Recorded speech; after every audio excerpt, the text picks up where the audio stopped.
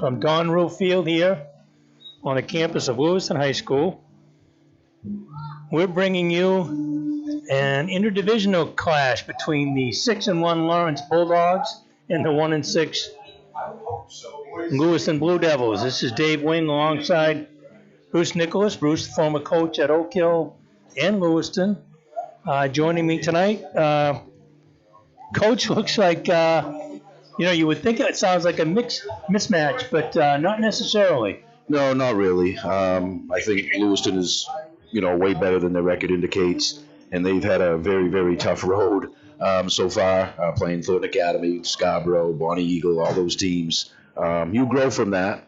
So I think they're better, than what their record indicates. And, Lawrence is having a good season and, is sitting there 6-1. And but I think this is going to be a really good battle tonight. I really do. Yeah, Lawrence plays in that tough Pine Tree Conference. Well, it used to be Pine Tree Conference, KVAC, Mount Blue, Skowhegan, Winslow. Used to be Winslow. Yeah. Lawrence and whatever. Real good competition. You played in that league. I coached in that league. It's every week is a big game, and I was saying, we have these rivalry games. It seemed to me when I coached Skowhegan, every game was a rivalry game. It did seem it, and I have to just sort of add a little bit to that. My father went to Lawrence High School, graduated back in 1956, and he passed away this past year. And I think he'd be tickled pink to think that I'm announcing a Lawrence football game here, so a little bit extra special there tonight. Absolutely. And also added to that, our listeners know Kevin Cooper, the coach at Bonnie Eagle. His dad was a longtime coach at Lawrence, and Kevin played at Lawrence. I remember watching him play. He was a terrific halfback. So a lot of stuff here back and forth, and seems to me like looks like it's going to be a really good game. We've got Conrad Dugal on camera and Alex back at the station, so we're ready to go. We're going to take a quick 1-minute break, and then we'll be back to kind of go over the team's records and how they got here. We're coming here from the Spectrum Healthcare Partners broadcast booth. We'll be back after 1 minute. Your local school or group looking to raise money? Our goal here at Maine Athletic Fundraising is to raise your program or group the most amount of money possible in the shortest amount of time, hassle-free. Over the last 3 years, we've been able to raise over $10,000 You're going to do, which has really allowed us to get the extra stuff the kids really need to run a successful program. One of our biggest goals at Maine Athletic Fundraising is to really develop a relationship on the ground with the coaches, the community, and the boosters that are involved, and help bring them together and understand how important it is to fundraise. Junior Trojan Football and Cheering would like to thank Maine Athletic Fundraising for allowing us to build this beautiful facility. We raised $18,000 in our first year with Maine Athletic Fundraising, $28,000 last year, and we hope to top that again this year.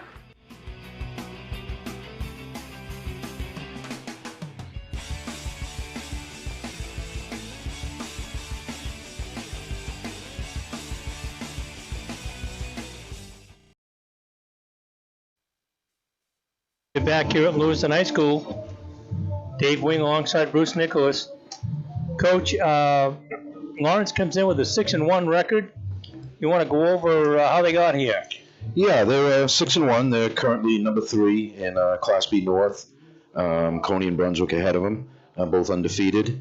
And so Lawrence, has a lot similar season to Lewiston in that there's been a bunch of games that haven't been close, and I think both teams are sort of dying to have a really good close football game here tonight, and I think we're going to get one.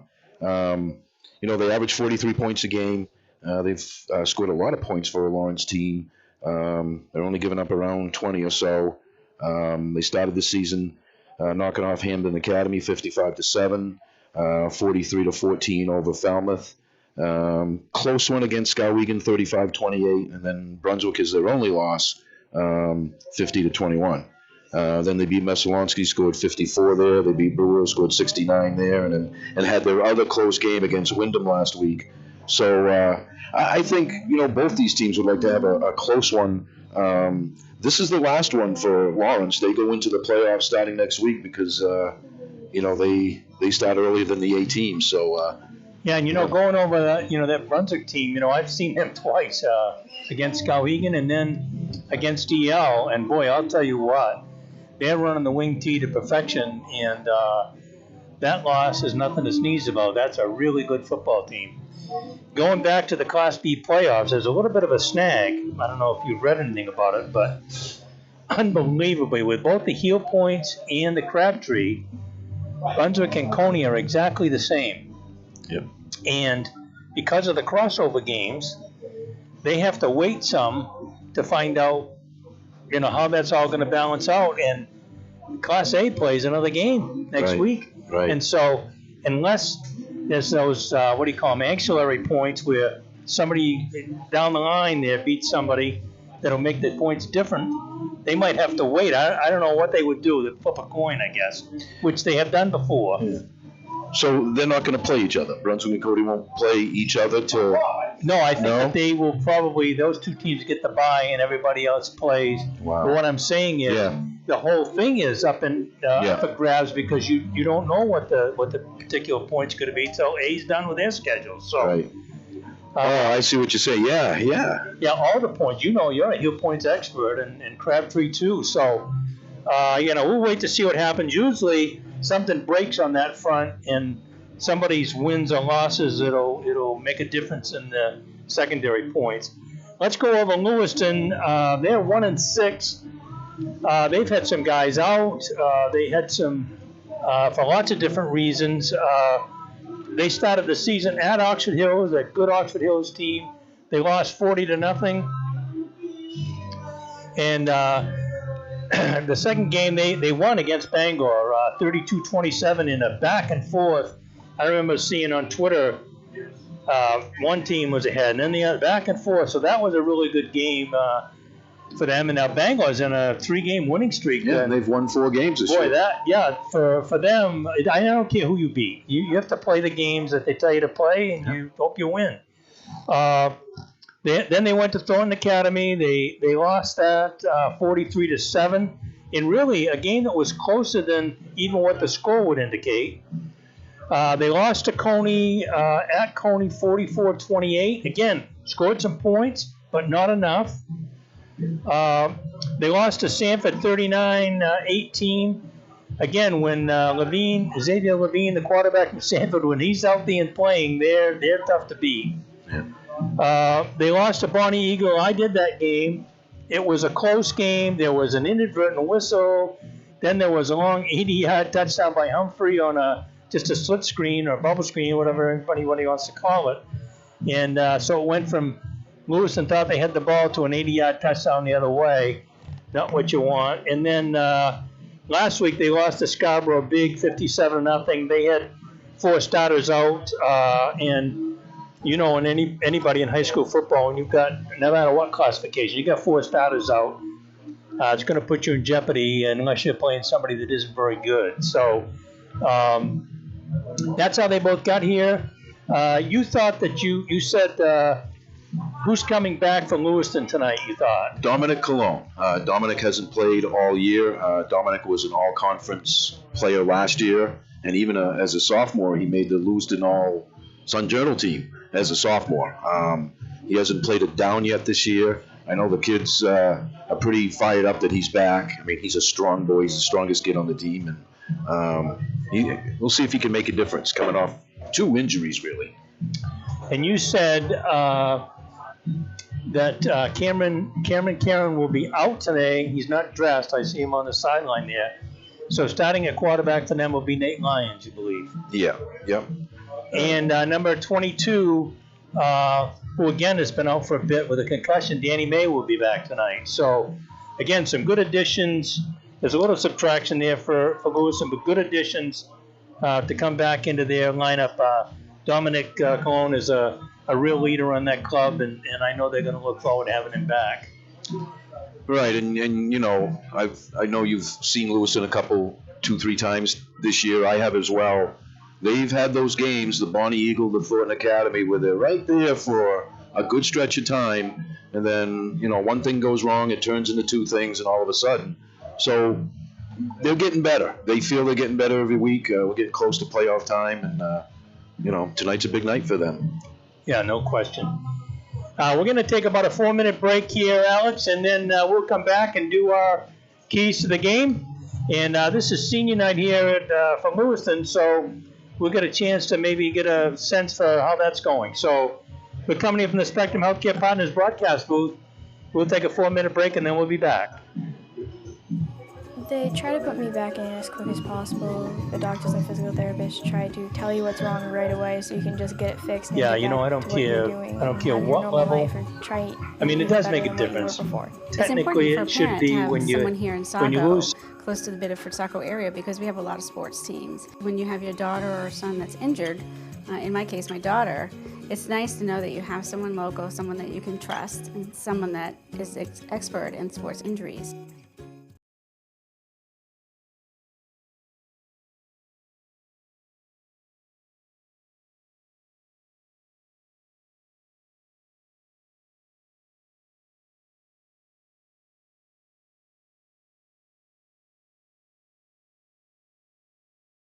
When you get hurt, we know you want to get right back into the game or back to the activity you love. With Ortho Access, Maine's only orthopedic walk-in clinic, you don't need an appointment. Plus, you'll save money compared to an emergency room visit. With locations in southern and central Maine, access to an orthopedic specialist is even easier. The orthopedic team at Spectrum Healthcare Partners. We're here to keep you out there.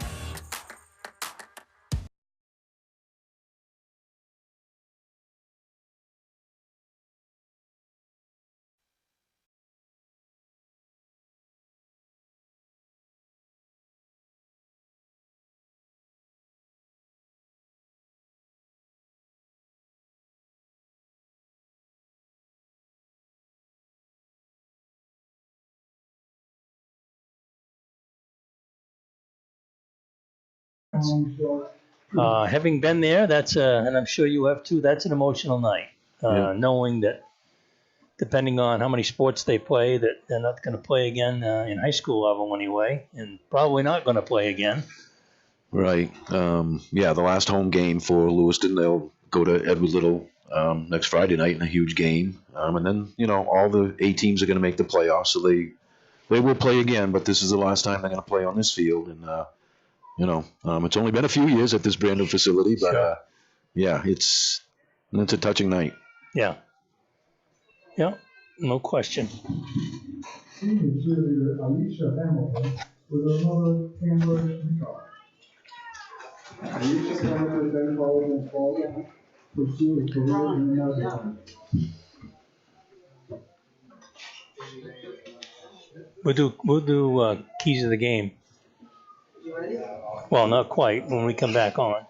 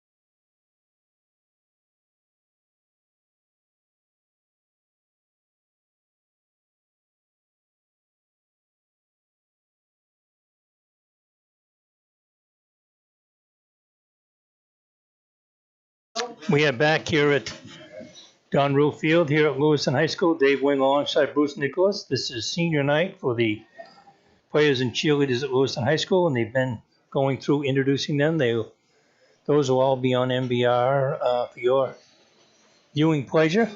Coach, you want to go over the Lawrence keys to the game?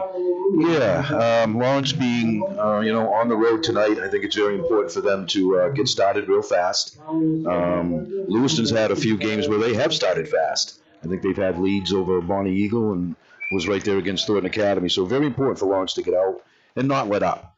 Like I said, Lewiston's been really, really, really close. And you don't want to let up them because they do score points in bunches, and they've shown that.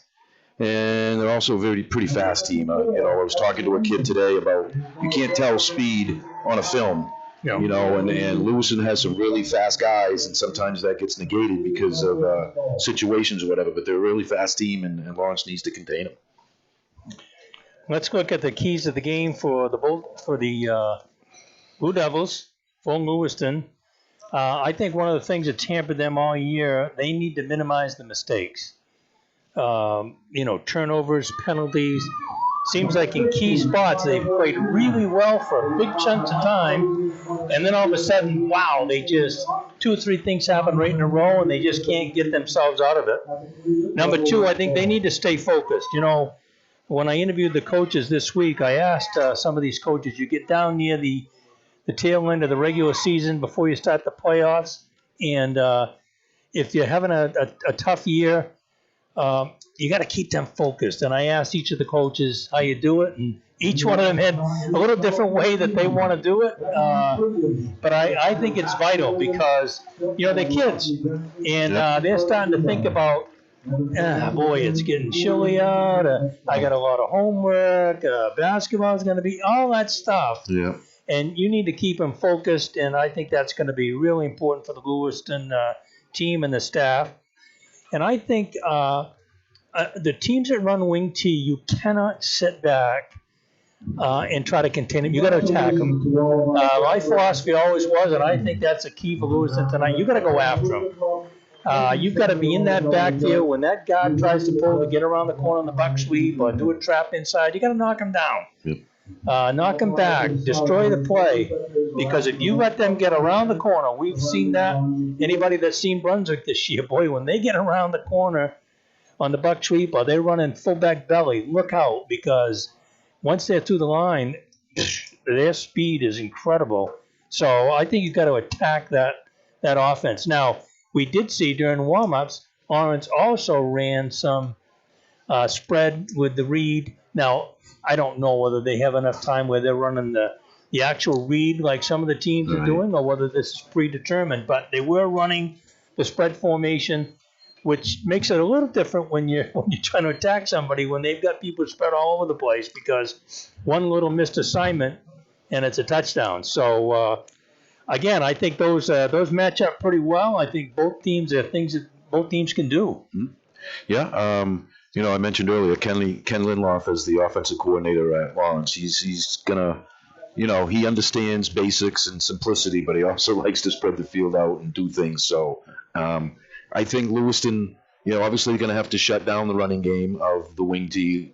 But Lewiston, if you watched them a little bit this year, they get beat sometimes on that big pass play. Sure. So they're going to have to do a nice job there containing Lawrence's receivers, because they will spread the field. Sure, no question about that. Okay, we've done gone over their records and how they got here. We've done the keys to the game. We're going to take a quick 2-minute break, and we'll be back here for the coin toss and get ready to get started.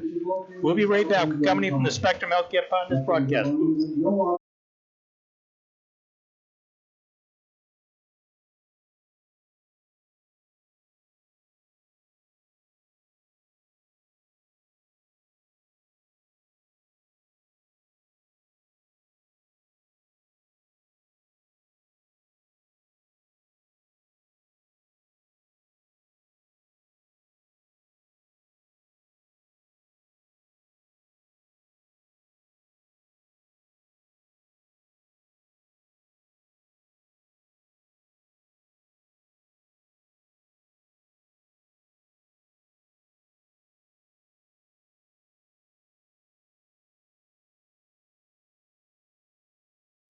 They try to put me back in as quick as possible. The doctors and physical therapists try to tell you what's wrong right away so you can just get it fixed and get back to what you're doing and have your normal life or try to be even better than what you were before. It's important for a parent to have someone here in Saco, close to the Biddeford Saco area, because we have a lot of sports teams. When you have your daughter or son that's injured, in my case my daughter, it's nice to know that you have someone local, someone that you can trust, and someone that is expert in sports injuries.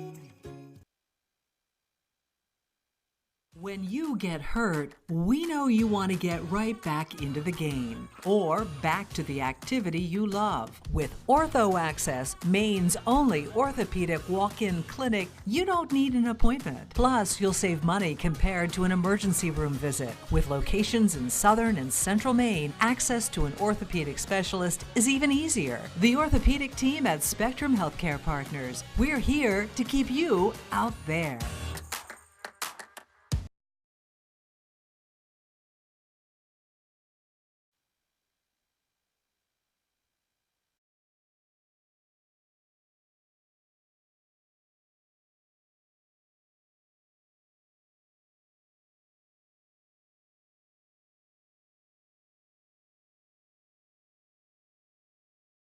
You know, I loved coaching there, and you know, I wouldn't have traded my 25 years there for anything. We're back here. That was Bruce Nicholas talking about his time coaching both at Oak Hill and here at Lewiston. Yeah, I think one of the things that's happened is budgets have gotten tighter. Auburn, the football is run by the Auburn Rec, and in Sabatis, it's a rec program, not a school program.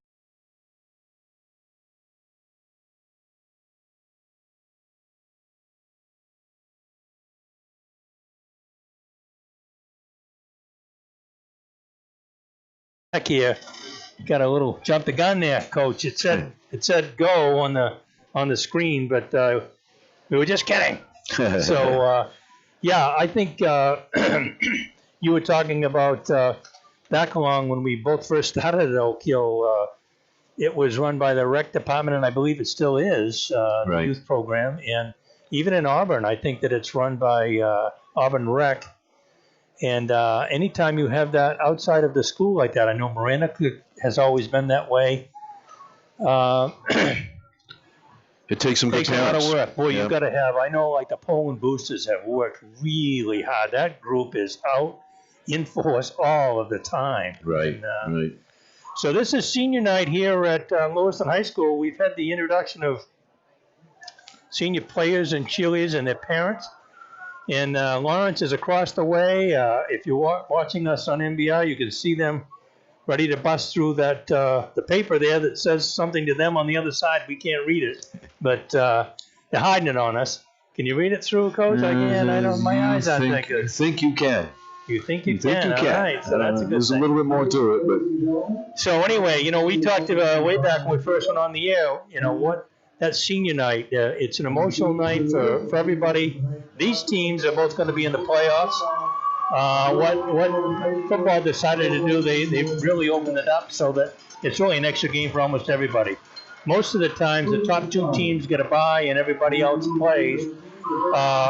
So it really, the season doesn't end when the regular season's over, and that can be good news, bad news. You know, I've said I could make the case that when you had a 4-game winning streak at the end of the season, but we're not in the top 4, let's say you were number 5, maybe that's a great way to end your season rather than have to play off and go up against number 1 and get smacked down. Now, that doesn't mean you couldn't upset them.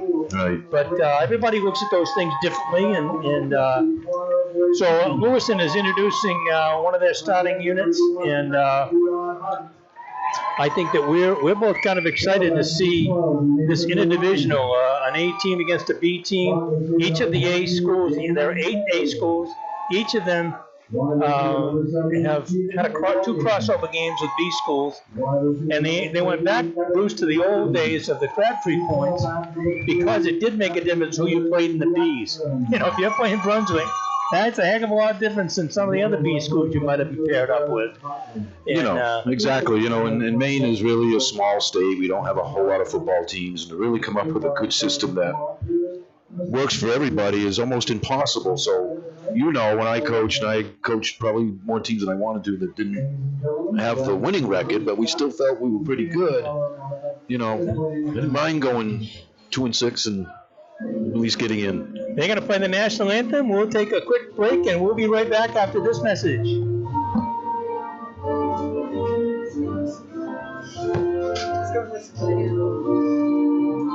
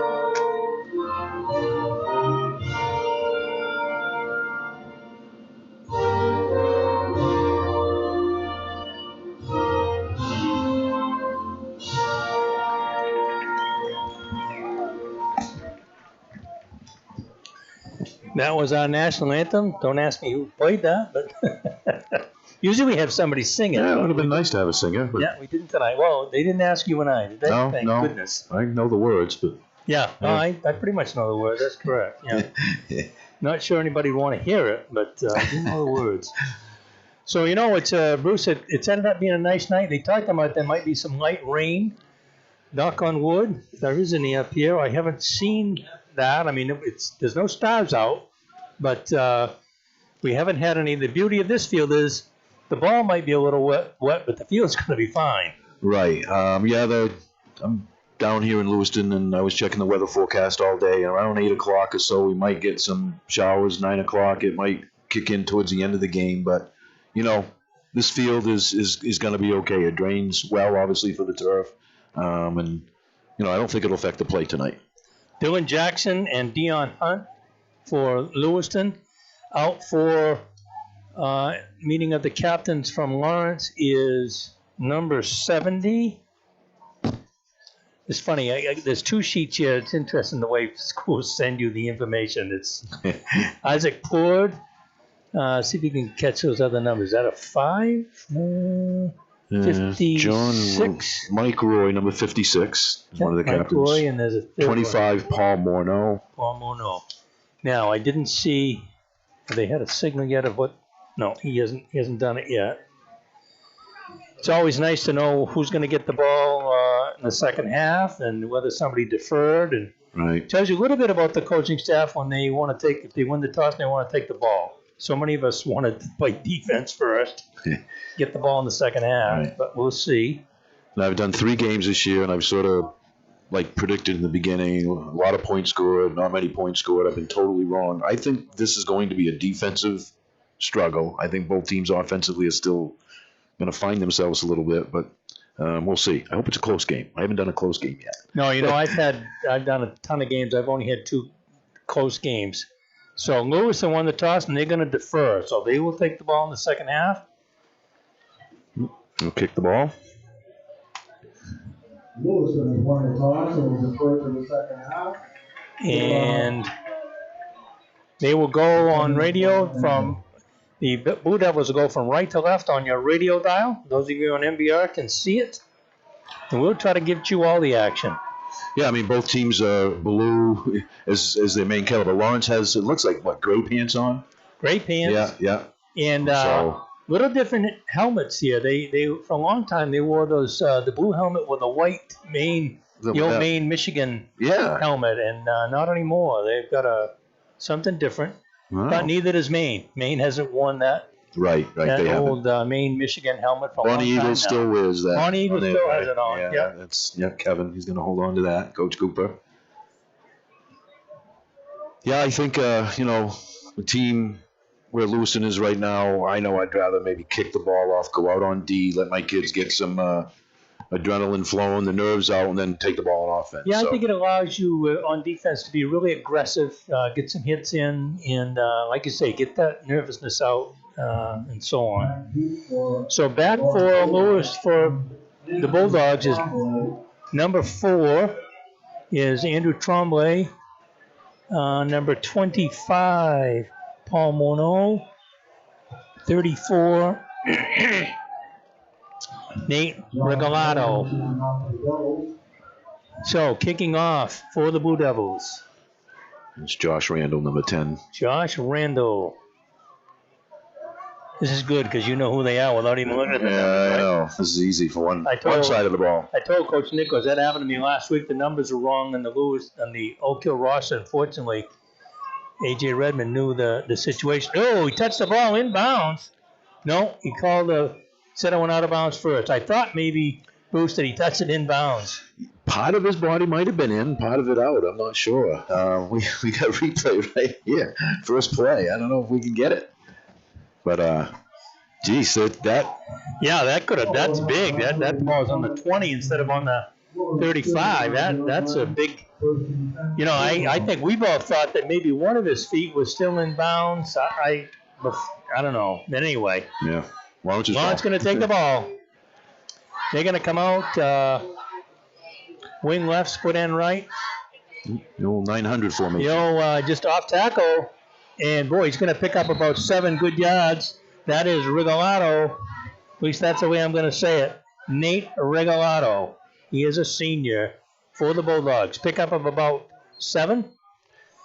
Just an off tackle. Full lead with the fullback and halfback one in on the linebacker. Now we got a trips over here. Yeah, trips over here. There's motion. Fake of the jet sweep. And they're going to come this way. Pull the guard. Oh, and he stopped in the backfield. Danny May with a nice tackle. Again, that's become kind of a chic play out of the spread and whatever is to run jet sweep out of whatever formation. Yeah. Bring that man in motion, and he gets around the corner. We've seen Edelman run it for the Pats and so on. Gets around the corner before you're really paying attention. So 3rd and 5. Big sequence of the game for the Blue Devils. They're going to run that play, same play the other way. This is Regalado, and he's going to have the first down. He's going to get outside and go out of bounds on about the 43-yard line for the Blue Devils. Nice run by senior Nate Regalado. Again, jet sweep going the other way. Right. And, last week I did the game down at Thornton Academy, and 3rd down on both sides of the ball was huge, and that was a big 3rd down play for Lawrence already. Yeah, we said, for both teams, but I thought especially for Lewiston, is they needed to put the stop on here right away. His motion, they're going to run the guard trap right up the middle, and the ball's on the ground, and they're going to say he was down. Yeah, he was down. Yep, there's your old guard trap. Yeah, guard trap. That was 32. That is Christian LaRoche. So it's going to bring up a 2nd down and 4. Big 6 foot, 205-pound fullback. Yeah, boy, he's a big kid. 2nd down and 4 for the Bulldogs. Double wing. His motion. He's going to roll. It's a waggle. He's got his tight end deep. He's got some pressure. He's going to get away from the first patch. Oh, and it's incomplete. Ball downfield to LaRoche. Nice job by the quarterback, Dylan Coombs, to get out of trouble. I thought they had him in the backfield, Bruce. Yeah, that was the waggle off the wing T series, and quarterback did a nice job avoiding a sack, and he didn't throw the ball away and get the grounding penalty either, which we've seen a lot this year. He made a good decision. Yeah, the nice thing about the wing T is you practice 3 plays to the right and 3 plays to the left, and you add a waggle onto it, and you've got a whole offense. You haven't to practice anything. 3rd down. 3rd down is a little counter inside, and it's going to be close. Probably a 4-down zone. Regalado going to take it close to the 1st down. I think they may have to measure here. I think you're right. They're going to bring the chains out. At least they kept the ball where it was. One of my bugaboos, as you know, they throw it all around and they go, oh, we might want to measure that. Right, right. Too late. Keep it right where they. Yeah, and there's no replay booth to get some help. No, we do actually have replay up in here when we call for it, but no, we're fine. But Conrad said, we want to run replay on that? No, we're all set. So the official's in the way. It's going to be short, but I'm sure that this is a 4-down zone for the Bulldogs. Be interesting to see what they decide to run. See if you can pick up what Lewiston, they go into a short yardage goal line, or what are they going to do here? Looks like they've got 65 personnel up front. Big play in the ball game already. Yeah, really. We've had a couple already. We had that 3rd down and short. Now we've got a 4th and short, less than a yard. So they're right out on the ball. 2 tight ends. Yeah, full house T, and they're going to run off tackle with Rigolato, and he's going to pick up the 1st down. They're just kicking out with a fullback on that, Bruce, and he's picking up the 1st down. We got a penalty flag. Yep, we got a late flag. Over for it. Ooh, Lewiston's pointing that way. Either holding against the Bulldogs, so they're going to bring it back. 10-yard penalty. Yep, there's a break for the Blue Devils. Yeah, really. So many times we haven't seen them get those breaks early. Well, I don't know what's going on in the NFL, but have you ever seen as many penalties? No. It really, I don't want the guys to be able to hold every play and get away with it, but by the same token, holy smoke, they can't run any plays. It was last Sunday we were using the remote and we switched channels and said flag, and we went to the other channel and said flag. Well, what game was it? They had 7 plays in a row that had a flag on it. And we've got a timeout by the Bulldogs. We'll take a timeout too. We'll take a 30-second timeout, Alex. We'll be right back after these messages coming in from the Spectrum Healthcare Partners broadcast booth.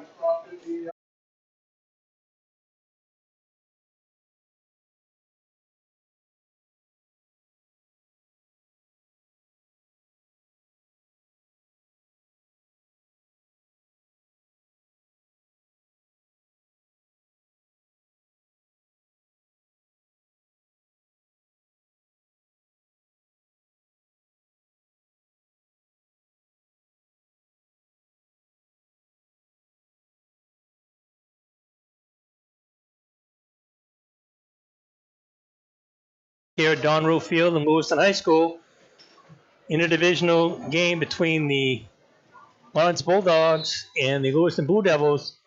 It's a 4th and 8 for the Bulldogs after the holding penalty. They're going to go with a tight end.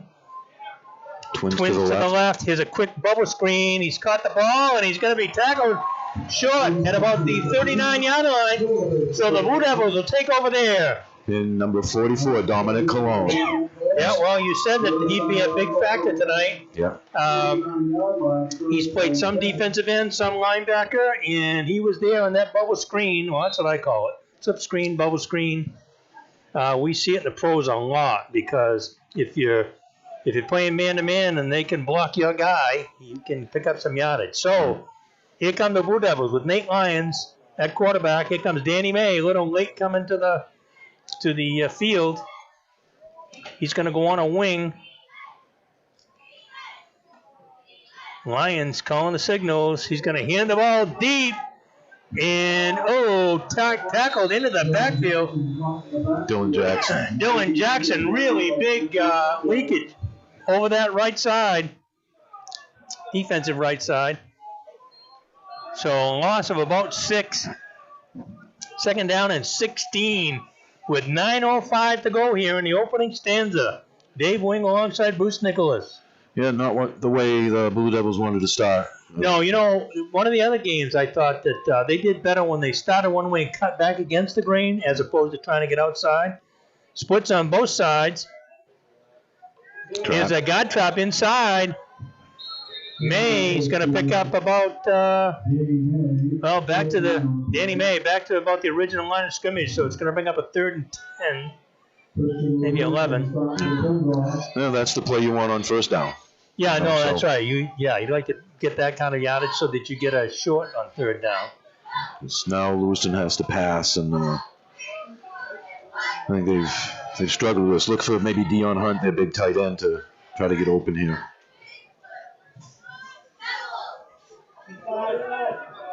Handoff inside. Oh, and he slipped. Yep, big hole. That was a nice hole. Dylan Jackson, I think that they had him sitting back on their heels expecting a pass, and they just ran a kind of a quick draw, if you will, wide to the right, and he just slipped down. Don't see that a lot on turf so much. Maybe it's a little more moist than we thought. Yeah, Dylan was a little anxious there. I think he saw the big hole, and his eyes got nice and wide, and kids tend to keep their feet too close together and lose their balance. Here's a snap. Here's the kick. It's a directional kick trying to get it away from the returners. It's going to be picked up at the 30, down the sideline, cut back to the middle. Going to bring it all the way back out to the Lawrence 47-yard line. So good field position for the Bulldogs. Regalado, they tried to punt it, away from him, but, he got over there and picked it up and went down the sideline and made a nice run. Yeah, we've seen teams try the rugby kick where you run and try to kick it and maybe run with it. We've seen that was a directional kick trying to get it away from people, but he didn't get enough distance. So double wing with a split to the left. Here comes motion. Regalado, the fake. Here's Connor going the other way. He's got up in the inside. That's number 25, Paul Monod. Going to pick up about 15 yards down to the Lewiston 37-yard line. Yeah, it looked like, they run the jet sweep to both sides, and that one, they faked the jet sweep to Regalado that they run a couple times and came back with a counter pulling the guard. Yeah, giving the ball to different people. Here's Godtrap up inside. Oh, good yardage. Good tackle by Dylan Jackson. Big fullback again, Christian LaRoche. Boy, he's a big kid. 6 feet, 205. Dylan Jackson, number 3, though. Last year, he all-conference type player. He tackled guys twice his size and gets right back up the next play. Split end with a slot to the left. Here's Buck Sweep going right into it. Regalado going to turn the corner, and he's going to pick up the first down inside the 25-yard line to about the Lewiston 24. So, again, that short field position, Coach, has paid dividends for the Bulldogs. Yeah, I think particularly at this level, field position is so huge. They're high school kids. A penalty, a fumble, those all add up. 1st and 10 on the 24-yard line. They're going to shift now, see if they can get Lewiston to move around. And they're going to fake. He's a waggle. He's going to be in deep, wide open, and it's going to be caught for a touchdown. Is that number 20? Yep, Zach Nickerson. Zach Nickerson, he's their kicker also. Zach Nickerson, they run the bootleg and whatever, and we're going to see a replay. Here he is, a waggle, or a bootleg as they call it. He's got his man Nickerson wide open in the end zone for the touchdown. Here's Nickerson to kick, and it is good. So as we come back up with 5:58 to go, it's 7-0. Lawrence Bulldogs, we're coming in from the Spectrum Healthcare Partners broadcast booth. We're going to take a 1-minute break, and we'll be right back after these messages.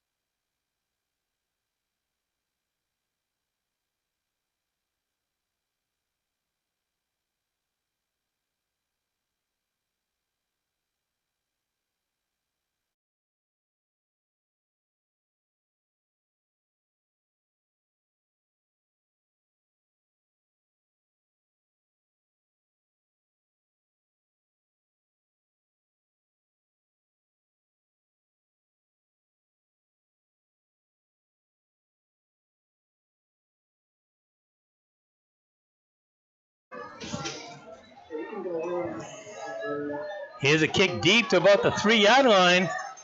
Coming up the middle. Oh, good return. Oh, we got a flag.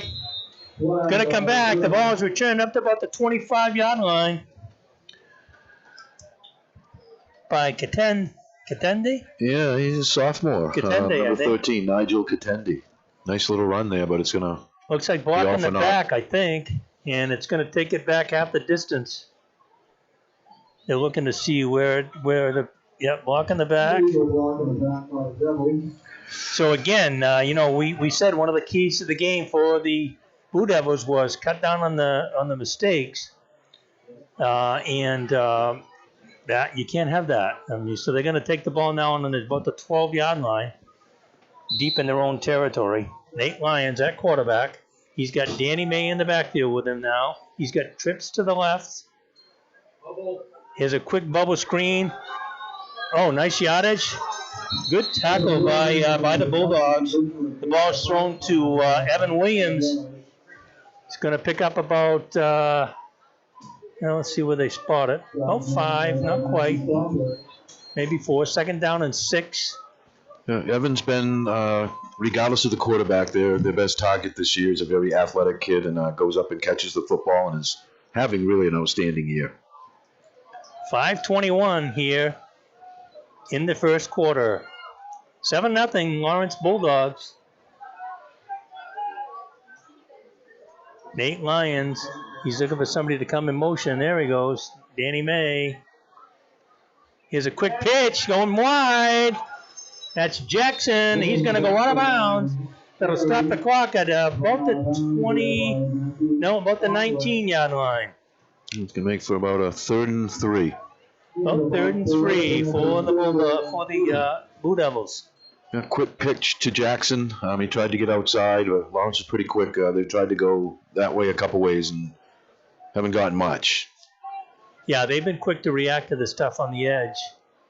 Lewis is going to have to try to get something a little bit. Like I said, they had great success running inside and then cutting against the grain. Lions with a quick pass. Oh, over the head of number 81, Dion Hunt. So it's going to bring up a 4th and still 3 with 4:55. Quick pass, and they try to hit him quick in the flat and just overthrew it. I like the call. Dion usually catches that. Catch it, get the first down, and now you have 4 more plays. But now they got a punt. Josh Randall going to kick. Good snap. Here's the kick. Nice high kick. Number 21, Chris Dow. He's going to pick it up after the bounce. Come up the sideline. Going to go out of bounds at about the 45-yard line of Lewiston. No, they're going to say the 46. So at 4:43, the Bulldogs, who are 6-1, will take over there in Lewiston territory. Good field position for the Bulldogs. They moving the ball pretty well, and then mixed in that waggle pass and 7 points. Yeah, when you run the ball well, boy, any kind of a bootleg like that, waggle, it's called in that system. But Rigolato, jet sweep, he's going to try to get outside, and he does. No, good pursuit on the corner. Dylan Jackson. Wow, Bruce, that's a great play by Jackson on the corner. Dylan last year, halfway through the season, might have been the best defensive football player in Class A. The coaches voted him all conference. And he's just picked up where he left off last year. He's having another outstanding year. So the Bulldogs will come out. Split end right, wing to the left. Tight buck sweep. Rigolato wheeling his way. Going to pick up about 5. Maybe 7. 3rd and about 6. Nice tackle by Jackson again. Yeah, I like to put Dylan, on the side of the field that you think the ball is going to go to. So, what a great defensive football player. 3rd and 6 for the Bulldogs. They're going to overload on the right-hand side. There's motion, going to counter coming this way, get the guard out in front. Again, good defense by the Devils. It's Jackson again. He's been everywhere so far, Bruce. Yeah, Dion Hunt was in there as well. And, those guys are tremendous football players, and they need to find a few more other guys to make some tackles. And Dylan's been in there on most of them. 4th and about 3. Again, with about 3 minutes to go here in the opening stanza. Big 4th down for both teams with the score 7-0 Lawrence.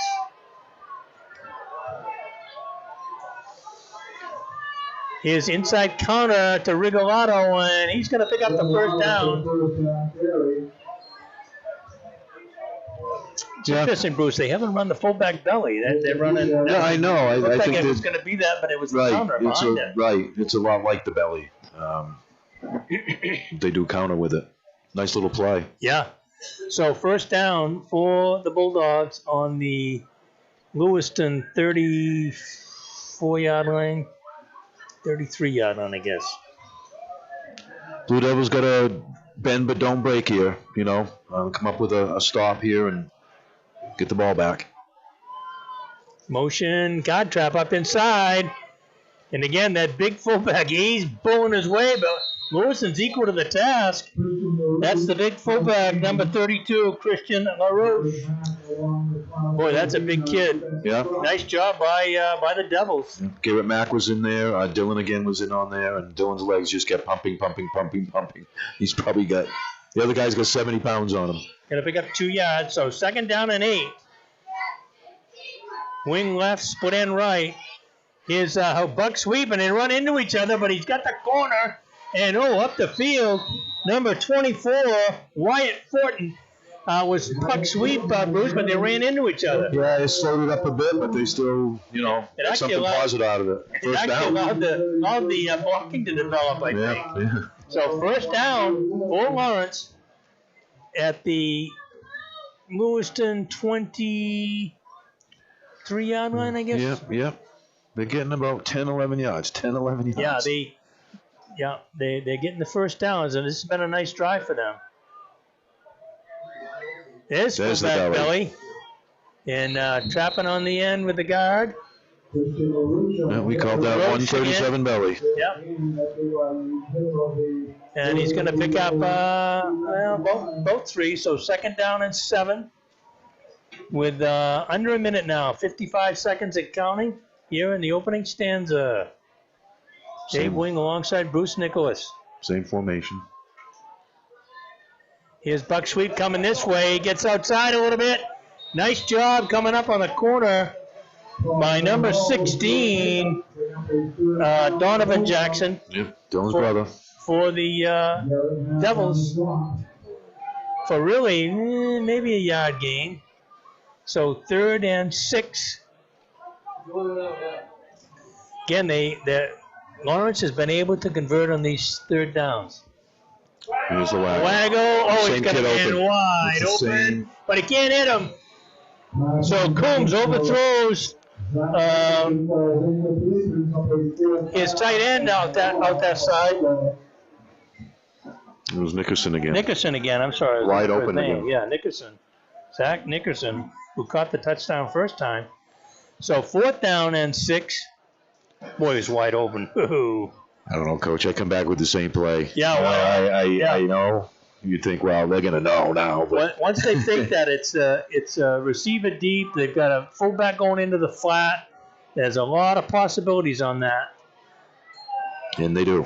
Oh, they got a double reverse. Rigolato wide open over the middle. He's going to get a first down inside the 10. So it's going to be 1st and goal for the Bulldogs. Good. And that's going to run out the clock. Again, there's the counter inside, double reverse. Wow, Rigolato. So we're going to take a 1-minute break, Alex. We'll be right back to start our second period with Lawrence leading 7-0. Coming in from the Spectrum Healthcare Partners broadcast booth. We'll be right back. Your local school or group looking to raise money? Our goal here at Maine Athletic Fundraising is to raise your program or group the most amount of money possible in the shortest amount of time, hassle-free. Over the last 3 years, we've been able to raise over $10,000 every year, which has really allowed us to get the extra stuff the kids really need to run a successful program. One of our biggest goals at Maine Athletic Fundraising is to really develop a relationship on the ground with the coaches. and the boosters that are involved and help bring them together and understand how important it is to fundraise. Junior Trojan Football and Cheering would like to thank Maine Athletic Fundraising for allowing us to build this beautiful facility.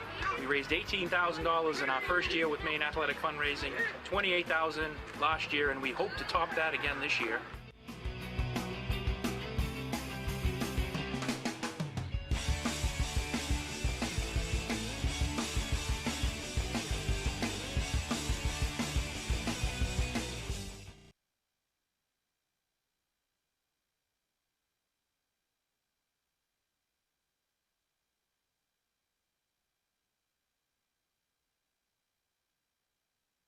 Into the end zone.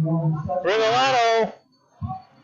Boy, they've been relentless, haven't they, Bruce? Yep, that's buck sweep again. You know, I mean, that's Coach Hersom and Lawrence. They're going to run things that work, and if you don't stop it, they're just going to keep running it. 13-0.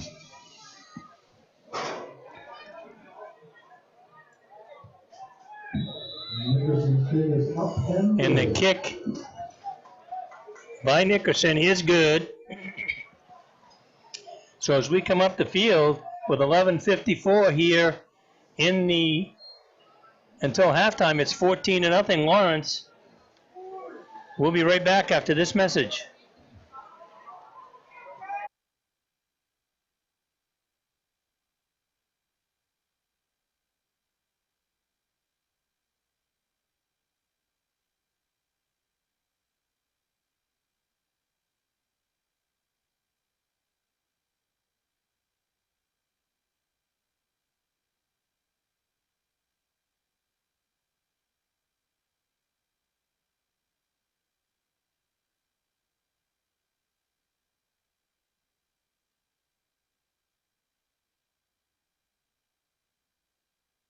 Don Rue Field, Lewiston High School, with the Lawrence Bulldogs leading the Lewiston Blue Devils 14-0. Here's the kick by Nickerson. It's going to be picked up at about the 15-yard line, right up the middle. Dylan Jackson, and he's going to bring it all the way out to about the 37-yard line, maybe the 36-yard line of the Blue Devils. You know, the Blue Devils have been in this position before. You know, they've been down and come back, and they've been ahead, and so you got to keep their head here. There's a long ways to go, you know, and see what they can do offensively here.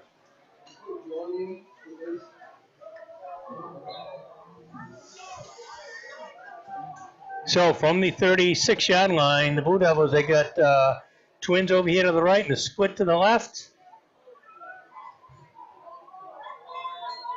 Here's the handoff coming around the corner. It's Danny May, and he's going to pick up about 6-7 yards around the corner. Yeah, Danny's a good hard runner.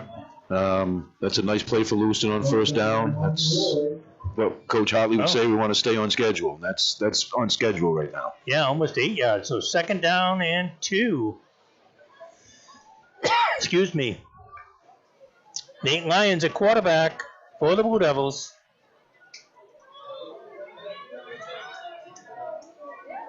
He's going to have Danny May in the backfield with him. He's got 2 splits on the left. Danny May to his right, split end to the right. Handoff inside. Oh, Danny May breaks it, and I think he's going to be gone down the corner, and he is in from the 45-yard line. A 55-yarder for Danny May. You just said it, Bruce. Yeah, you know. Wow. Danny's been a little dinged up this year, and he's a fine running back. And we got a replay. Run. Let's take a look at it. Oh, yeah, nice hole up the gut, and he just simply runs by everybody, Bruce. Yep. Good block by number 54, Evan Raymond. Set Danny free. Wow.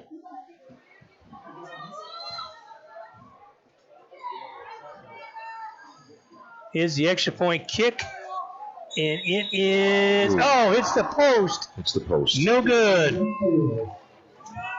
Hopefully that's not huge later.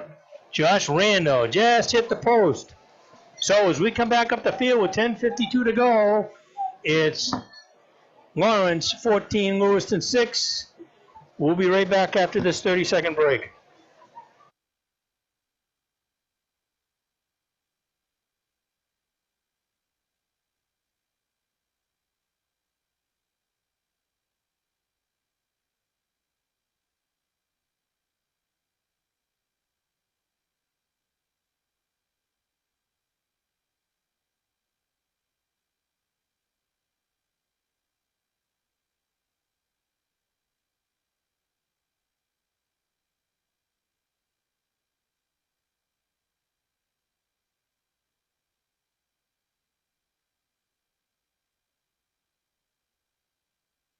Back here, Dave Wing alongside Bruce Nicholas.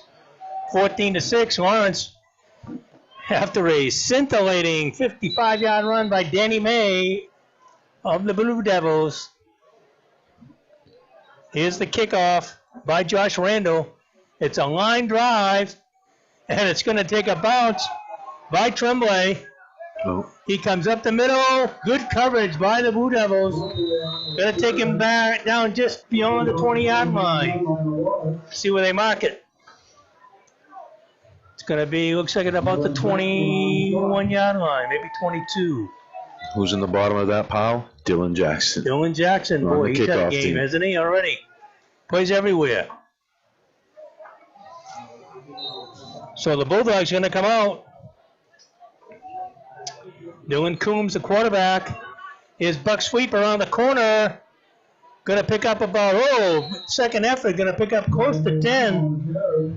Paul Morno on the carry. You know, they've had a couple different tailback boosts that they've used. Yep, and they're mixing up their plays. They haven't run more than 3 or 4 or 5 different plays. Got somebody down on the sideline. Can't see a number. Might be a Lewiston boy, but I really can't tell that either. He's up to his knees here.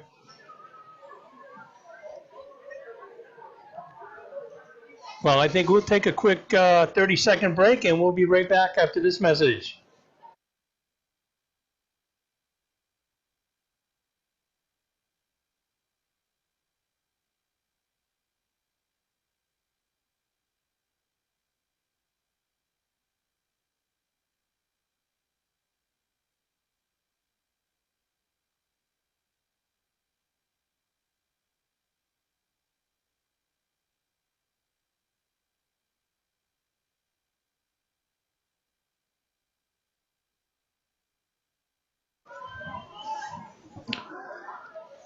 We're back here. Oh. Around the corner. Again, this is Rose, the big fullback, and he's going to pick up, 30.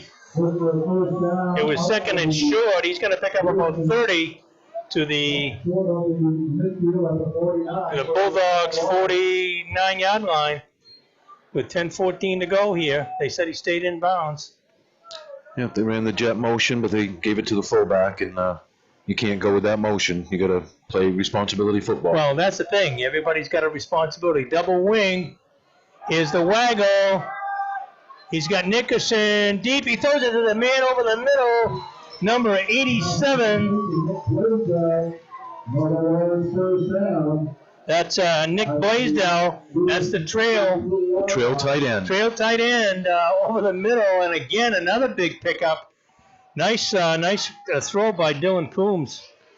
The play, that waggle, the more the quarterback keeps the ball and stretches it out, it is so hard to cover, and your reads go boom, boom, boom, and then that backside tight end, really hard to cover. Nobody sees him because he's coming from backside unless somebody's got a man-to-man. Here's Godtrap up the middle. It's LaRose down the sideline, and he's knocked out of bounds. Evan Williams on the tackle. Kevin Williams at about the 11-yard line, it looks like. So 1st and 10 from the 11. They can get a first down. Wow, so Lewiston has a great run, and boy, I'll tell you what, Lawrence, they come right back or what? Here's that inside counter again to Rigolato. And he keeps those legs driving. He's going to get down about the 6. It looks like it's going to be like he reverses out, and it looks like it's going to be fullback belly, and then he hands it to the tailback with a little counter, and they trap opposite. Yep, the very well executed play. Lawrence executes very well. 2nd down and 5 with 8:43 to go. Fullback belly. It's LaRoche down inside the 5 to, well, looks like about the 3. You can still get a first down. They can get a first down. Lewiston shuffling defenders in and out. Yep, trying to stay fresh, trying to find something to stop this Bulldogs offense. Well, the problem with the wing tee is, boy, your keys for who's going to do what are all messed up, which is why people run it. Right. Wing to the left, split end right. Is just off tackle. Rigolato.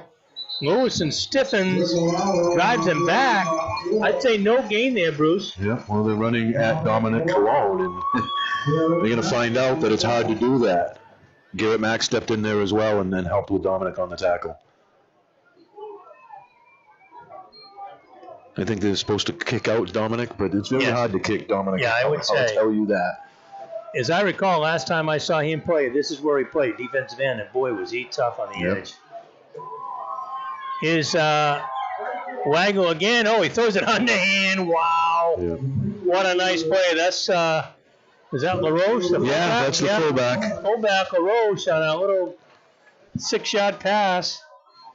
Yeah. Same play, though, the Waggle. Yeah, right, Waggle. Just a different receiver. They've thrown it to the split end, they've thrown it to the fullback, and they've thrown it to the trailing tight end.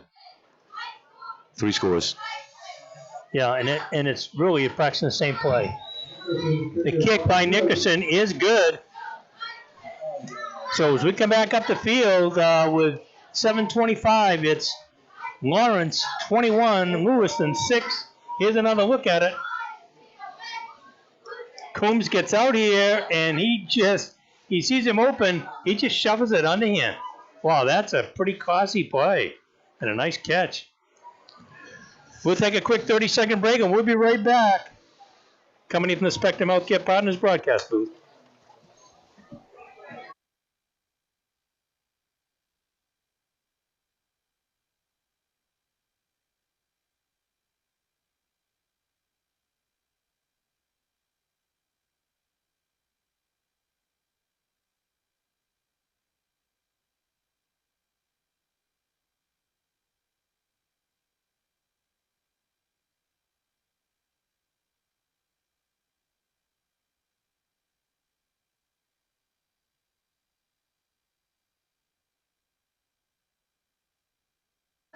We're back here, kicking off. It's Nickerson. Oh, terrific kick deep to about the 5-yard line. Up the middle. Nice cut, and he's going to be brought down at about the 26-yard line. It's Nigel Katendi again, the sophomore. The sophomore. 21-6. Lawrence, you can see why they're 6-1. Bruce, they're well-drilled, well-coached. That offense is incredible. Very impressed with their offense. A lot of weapons. They've scored a lot of points this year. Yeah, we've seen 4 or 5 different guys carry the ball. We've seen passes to different people. 2 splits on the left. Here's a handoff inside to Dylan Jackson. He's being chased, but he gets back. And again, good, tough running. Oh, first down. He's gotten pretty close to the first down. He was in town behind the line of scrimmage. I thought he was going to get tackled for a loss. I really did. Yeah. Oh, they got a penalty? They're pointing back the other way. I didn't see a flag. Did you see a flag out there? Just, I think, first down. Oh, okay. Whew. For a minute there, the way he was pointing, I thought he was going to say it's coming back. Just under 7 minutes here until halftime. I don't think they planned on Dylan being a running back this year, but I think with the injuries or whatever, and I think they've found that that's a good place for him. Got to get him the ball. 2 splits to the right. 6:40 to go. 21-6. The Lawrence Bulldogs in the lead. Lions going to throw it out here wide, and it's It's bobbled, but caught by number 9, Ben Dostie. He's going to pick up just about a yard. Yeah, they probably want to get a little bit more on that, but that's a play that their quarterback can throw. Nate can throw that one. And they had 2 receivers right there, which is not what you want. So, yeah. But again, I think they need to loosen them up a little bit. Otherwise, Lawrence just going to keep coming up closer and closer to the line of scrimmage. Well, Cologne's in the backfield. He hasn't been there yet. Fullback. Yep, head up back.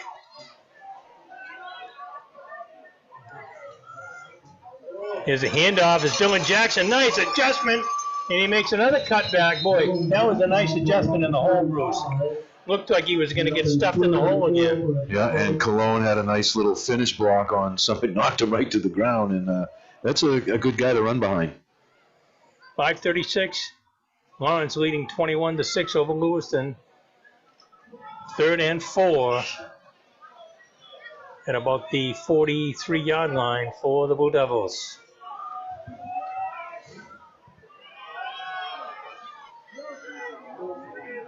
Here's the snap. Quarterback keeper, he's going to get nowhere. Lions on the keeper, it just didn't go anywhere. Kind of like a follow, Bruce, where really wasn't a very good fake. Right. And so now, it's going to be 4th and at least 4. Yeah. And now they're going to decide, are we going to kick it or are we going to try to go for it? Yeah, tough call for Coach Hartley right here. Yeah, you're in your own territory. You know, if you're on the other side of the 50, although even then, the way Lawrence has moved the ball, it's a tough spot here. Right. See what he's going to do. No, he's thinking. He's thinking. A better timeouts following. Yeah, I wouldn't be taking surprised. a lot of time here. Yeah, he can't get it off now. He's going to wait till the back judge gives him the hand up. There it is. And then he's going to go over to the official as it started the 5-second count. There it is. He's going to call timeout now. Yep, timeout, Lewiston. Way to be on it, Coach. You had that one down. Yeah, but I think then if they're going to do that, then maybe they're going to punt it. Why would he let it run down all those seconds and then keep it? So we'll see. Maybe he's got a little fake up his sleeve or something. He might. Yep. We're going to keep it here. See what Coach Hartley has up his sleeve. He waited on the 4th and 4. He let the clock run down. He watched the back judge start the 5-second. He puts his hand up at 10 now with this new 40-second clock, and then he starts his count at 5. And Hartley waited until he started the 5-second count, and then he went over and asked for timeout. No. So your guess is as good as mine, Coach. Yeah, but the punter's on the sideline though, Yeah. so they've kept their offense in there. So I guess they're going to go for it. It comes over, and you're kind of debating between a couple of plays.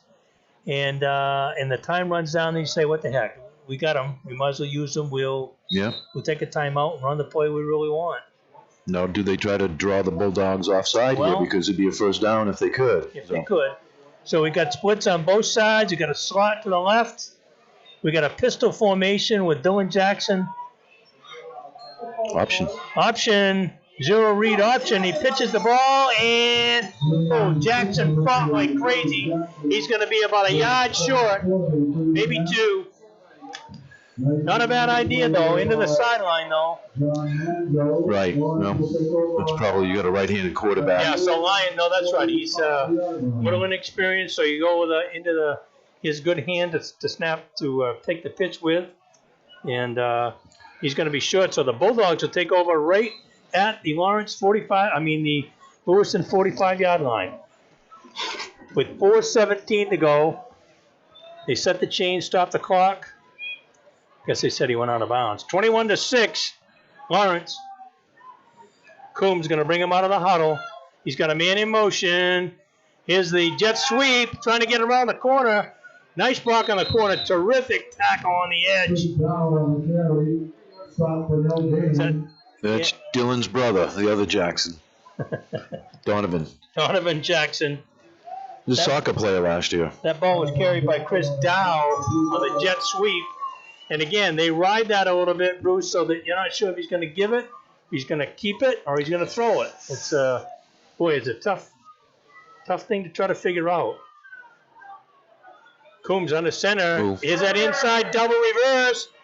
Again, cut back by Regalado, and he's going to pick up about 5, maybe 6. Yep. Boy, I thought they had him deep in the backfield, Bruce, and he just cut back against the grain. Yeah, I mean, he's a good runner. That's the counter crisscross. Counter crisscross. What I call the counter crisscross. You give it to one back, and then he gives it to another one. And if you have athletes that can not put it on the ground, that's a tough play. Can't have any leakage up front. True. But, there was some leakage, but again, I think in high school, that cutback, the cutback is so terrific because kids overrun it. They get panicky and they chase and they overrun it. Splits to both sides, wing to the left, drop back, tight end, overthrows him. That ball was intended for Nick Blaisdell, way over his head, almost intercepted. A little high for the safety also. No, it wasn't a rollout pass. No, it was just a drop back, about 2 steps. Right. Now, that going for a 4th down is so far has not hurt them because now Lawrence is going to kick back deep. For Lewiston is Donovan Jackson. Here's the kick. It's going to hit in about 14, and it's going to roll. Wow. Oh, boy. Around the 3-yard line. When it rains, it pours. I thought maybe it would go into the end zone the way it was rolling. Yeah. So now with 2:48 to go, trailing 21-6, the Blue Devils will have the ball on their own 4-yard line. Is that what we figured? A 3? Yeah, 3 or 4-yard line. It's down there. Not where Lewiston wants to be. Nope. You have to be smart here to finish the half. Yeah, about the 4. Yeah, you don't want to be doing anything fancy down here. What you want to do is if you can punch it through and they got Cologne back in the backfield. If they can get a 1st down with him blocking maybe. Right. And run the clock out, go in 21-6. Lions up under center. It's got I formation. Here's the handoff on the edge. Nice looking run. And you're going to pick up enough for the 1st down, I believe. It looks to me, Bruce, if Dylan Jackson, if they can get past that first wave, Lawrence has so many people up on the line of scrimmage, I thought he was going to break that. I thought that one he could go all the way. I really did. I started to raise my voice like, holy smokes, he could be gone. Yeah. They are putting everybody up in tight. And I think the word's out. Lewiston doesn't throw the ball very well. They're only experienced at quarterback. And boy, once they get over that line of scrimmage, everybody's within about 5-6 yards of the line. Again, handoff to Jackson deep. And going to pick up a couple tough yards. But again, this is what they wanted. See if you can get a couple 1st downs or run that clock. Yeah, I think they found something there. Cologne's now playing offense. He's your traditional fullback, like Lawrence's is. He's a big boy, and you can run behind him. Dylan's a good runner. So maybe they're finding something here. So under 2 minutes now, 1:50 and counting. 2nd down and 8 for the Blue Devils. And we've got officials timeout. Oh, we got a helmet issue for Dylan Jackson. He's going to come to the sideline. They're going to send in Danny May. Your best player comes out with a helmet problem. It rains, it pours. Yeah, there you go. I formation. Lions going deep. It's short, but broken up. I thought that the ball might have been wrestled away by Evan Williams. He went up. The ball was short. Looked like the defender had a shot at it, but Williams tussled it away, so it was not an interception. Mm-hmm. Evans pulled those down this year. It's a big play for the Blue Devils, is throwing the ball to Evan and having him go up and get it. The only problem with that is it didn't run anything off the clock. Last year we did that against Chevers in the last play of the game, and if Evan goes up and catches the ball, we knock off Chevers, and he just didn't quite get high enough, and we didn't win. But that's a good play for them. Timeout. And we'll take 1-2 with the score 21-6. We'll be right back after this 30-second message.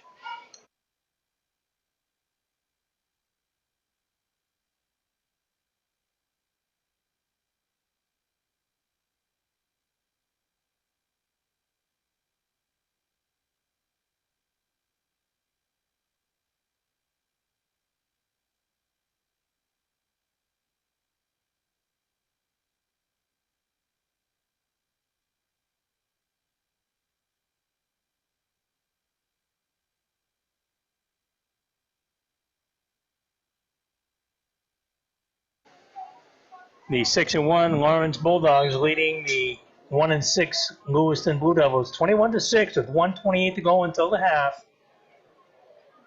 Nate Lyons going to come back. He's faking the slip screen, and the ball is up and intercepted. Regalado on the interception at the Lewiston 44-yard line. They faked the slip screen or the bubble screen and hit the man that normally blocks. He stepped like he was going to block and then tried to beat the guys deep, and Lawrence was all over it.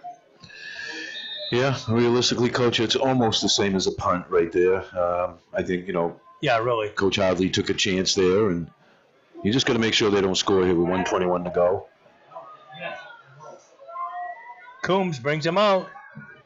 Waggle. He's got a waggle. He's got a man in the flat. His fullback, LaRose. He is a powerhouse. He's got a first down. And he went out of bounds to stop the clock. So, Bruce, that tell us what the pass patterns on that waggle are. Well, I mean, the fullback goes into the middle of the line like he's running trap, but then he goes out into the flat area there, and who's supposed to cover him? I mean, if you're in a zone, then it might be somebody there, but if you're playing man-to-man, you don't expect that, and the fullback's been wide open in the flats.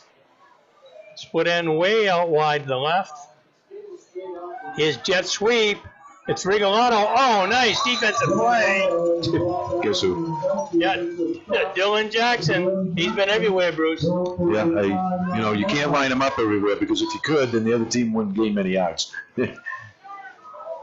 55 seconds and counting.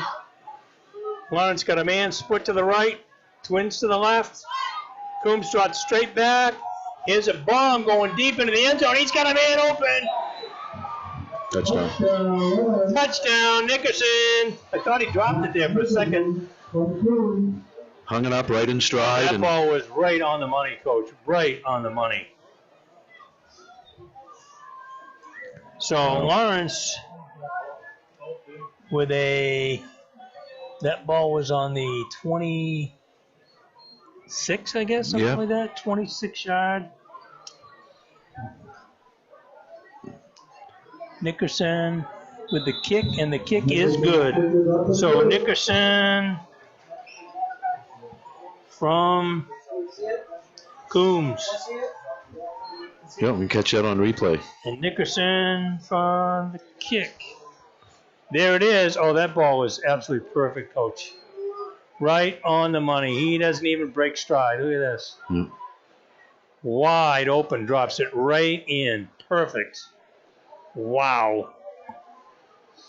Well, I think it's Lewiston was in a cover 2 defense, and there's a weakness there, and Lawrence found it.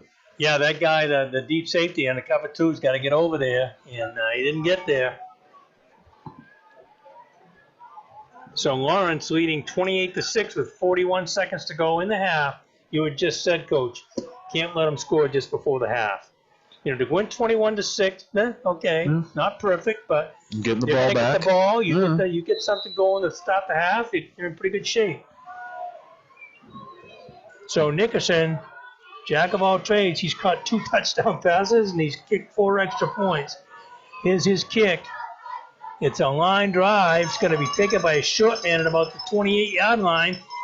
He's going to go up that left-hand side to try to get out to close to the 40-yard line, about the 38-yard line with 34 seconds to go until the half. That was Josh Randall, number 10. Good hard run. They play hard. No, that's the thing. I mean, I think Coach Otley said that each time I talk to him. They play hard. They've made some mistakes, and those mistakes, I swear, every time have come back to hurt them. Yep, every time. So we got a man split out wide to the left. Williams. Lyons going to take the snap. He's going to hand it back inside to Danny May. Ooh, he's got nowhere to run, and he's going to go down with about a 5-yard loss. And with that 40-second clock, Bruce, they probably can let this one just run out. I think they'll let it run out and get the ball to start the second half. And start from scratch, second half. Yeah, Lewiston, I think they realize they're going to come to the sideline. Yep. And that's going to do it for the first half with the score Lawrence 28, Lewiston 6 here from Don Rue Field. We're going to take a 4-minute break, get some spots in. We'll be back to recap the scoring. Maybe look and see if we get some highlights there and talk about what we saw in the first half. We'll be right back. Coming in from the Spectrum Healthcare Partners broadcast booth. We'll be right back.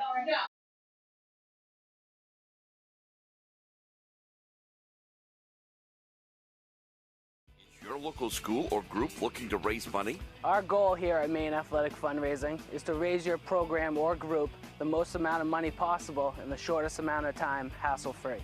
Over the last 3 years, we've been able to raise over $10,000 every year, which has really allowed us to get the extra stuff that kids really need to run a successful program. One of our biggest goals at Maine Athletic Fundraising is to really develop a relationship on the ground with the coaches, the community, and the boosters that are involved, and help bring them together and understand how important it is to fundraise.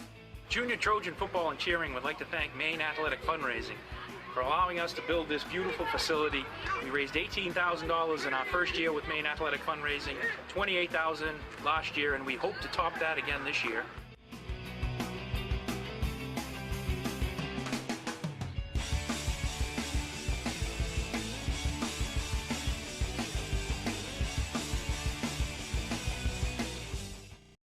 When you get hurt, we know you want to get right back into the game or back to the activity you love. With Ortho Access, Maine's only orthopedic walk-in clinic, you don't need an appointment. Plus, you'll save money compared to an emergency room visit. With locations in southern and central Maine, access to an orthopedic specialist is even easier. The orthopedic team at Spectrum Healthcare Partners. We're here to keep you out there.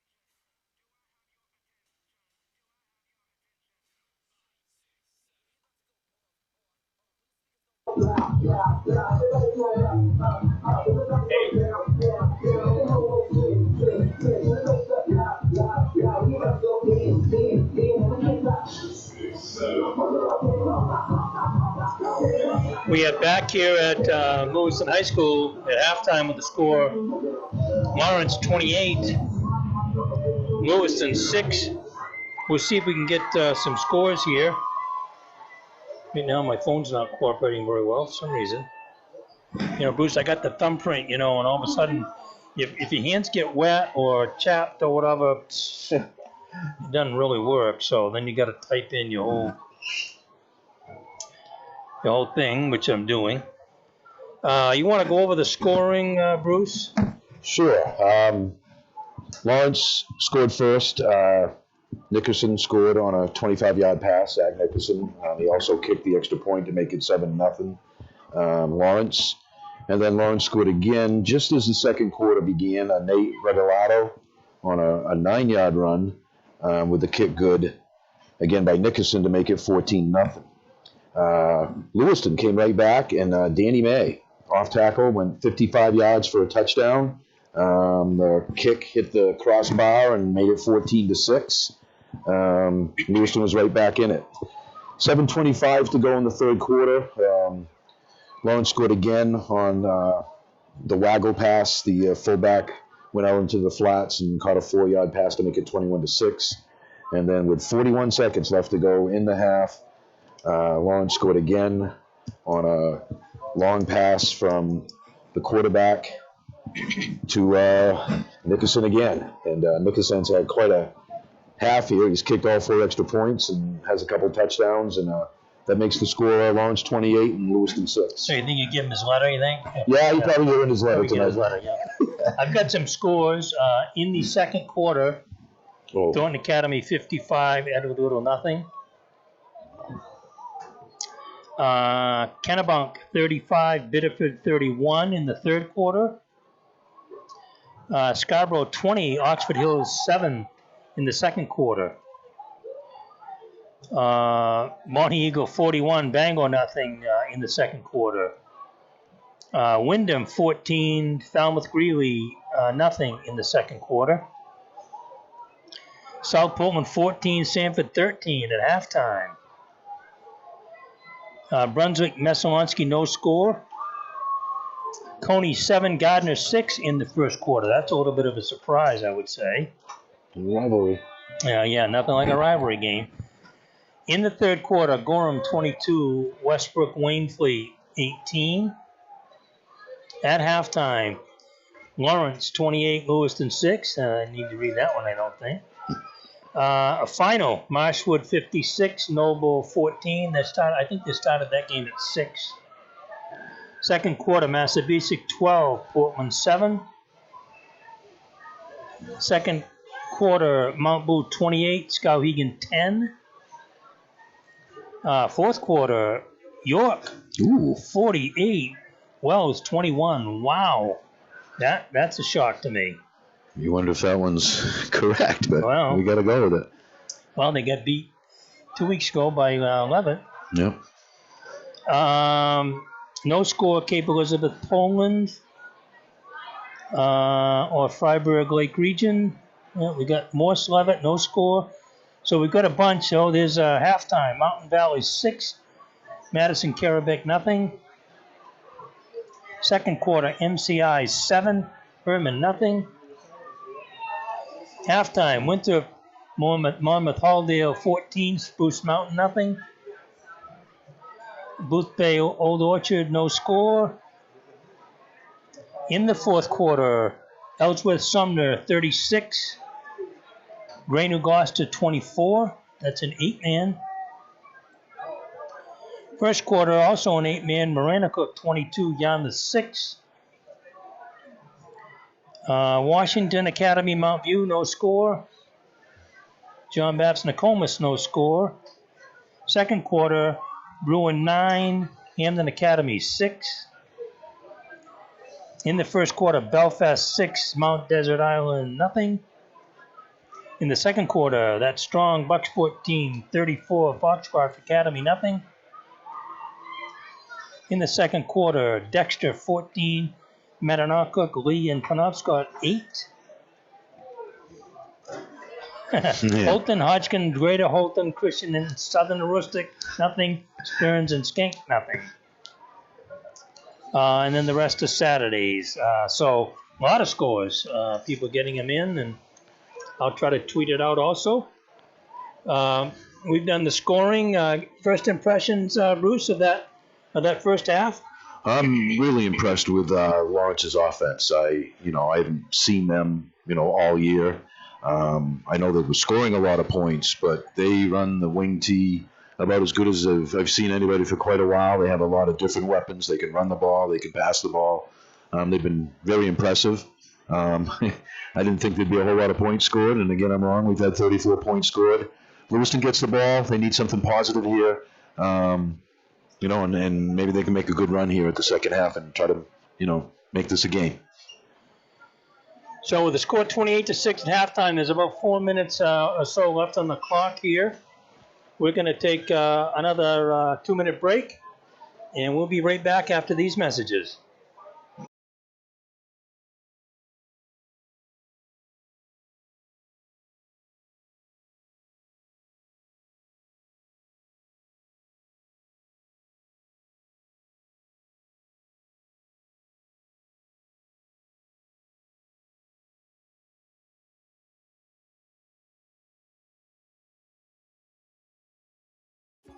They try to put me back in as quick as possible. The doctors and physical therapists try to tell you what's wrong right away so you can just get it fixed and get back to what you're doing and have your normal life or try to be even better than what you were before. It's important for a parent to have someone here in Saco, close to the Biddeford-Saco area, because we have a lot of sports teams. When you have your daughter or son that's injured, in my case, my daughter, it's nice to know that you have someone local, someone that you can trust, and someone that is expert in sports injuries.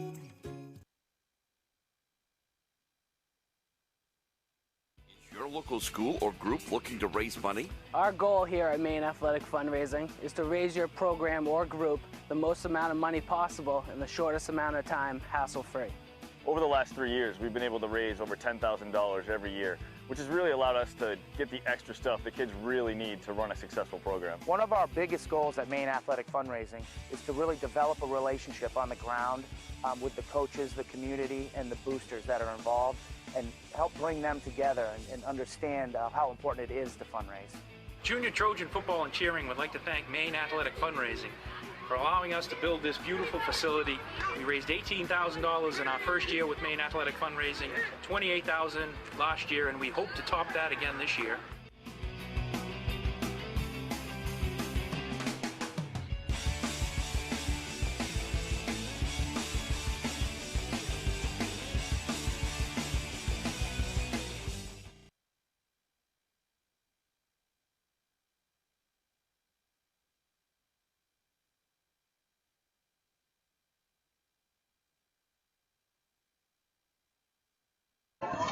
We're back here at Lewiston High School. The halftime score is Lawrence 28, Lewiston 6. Dave Wing alongside Bruce Nicholas. Conrad Dougal is our cameraman. Alex is our producer back at the studio. Bruce, let's look at what we said about the keys to the game. We said Lawrence get started fast. They did that. They did. Yep. And don't let up. I think they did that. Be aware of Lewiston's speed. I think that anything Lewiston tried to do outside, I think they've done a pretty good job of that. Lewiston minimized mistakes, turnovers, penalties. Not really. They've had a tough time with that. Stay focused. I do think that they played hard. There is no question about that. And attack the Lawrence offense. It's hard to tell. I mean, they've been there, but Lawrence has shown some versatility by the number of backs that they've been able to have carry the ball, the different sequences. They've used belly, they've used buck sweep, they've used jet sweep, they've used inside counter and counter crisscross. Yep. They've run the waggle, and they've thrown it to 3 different guys. 2 for touchdowns. So, yeah, they're very flexible. Like you said, different people are touching the ball. As a defense, you have to play disciplined. You can't go tackle the jet sweep if that's not your responsibility. And that's easier said than done. High school kids, they want to go to the ball, they want to make the play, and you just got to do what you're supposed to do. And that's tough. Well, and I used to say, I always thought one of the hardest offenses to play against was when somebody ran option, because everybody has to have an assignment, and it takes everybody's aggression away because I got to do this. Right. I can't step into the hole and make the tackle because I might have pitch, or and so on. And on assignment football, and it's a big gainer. So I think that's one of the things that this spread offense with the read has done is, especially when you adapt it like they have and like Hathaway has at Levitt, where they're really running wing T with the spread, and they've got blocking rules that are different than what zone read looks like, and so on. And they pull their guards a lot at both these places. And, boy, that is tough to defend. Yeah, it is. And like I said, you got to do your assignment. If you got responsibility for the fullback, then you got to tackle the fullback and not worry about other things. And I think the corners for Lewiston are looking to come up and maybe help on the jet sweep or the buck sweep, and then the quarterback's just faking that, and he's got people wide open. And Lewiston's got to shut that down. Yeah, no question about that. So both teams are out here. They're doing their stretching. Everybody does something a little bit different. There's some form running. Some people do it in circles. Some people do it in lines. I don't think there's any particular preference. We've seen a little bit of everything. But what you need is it's not only a good way to get everybody stretched out, it's also a way to get your team focused and everybody doing the same thing or on the same page. Right. And everybody does that, like I say, a little bit differently. The knock on wood, I already did that in the pregame. The rain is held off.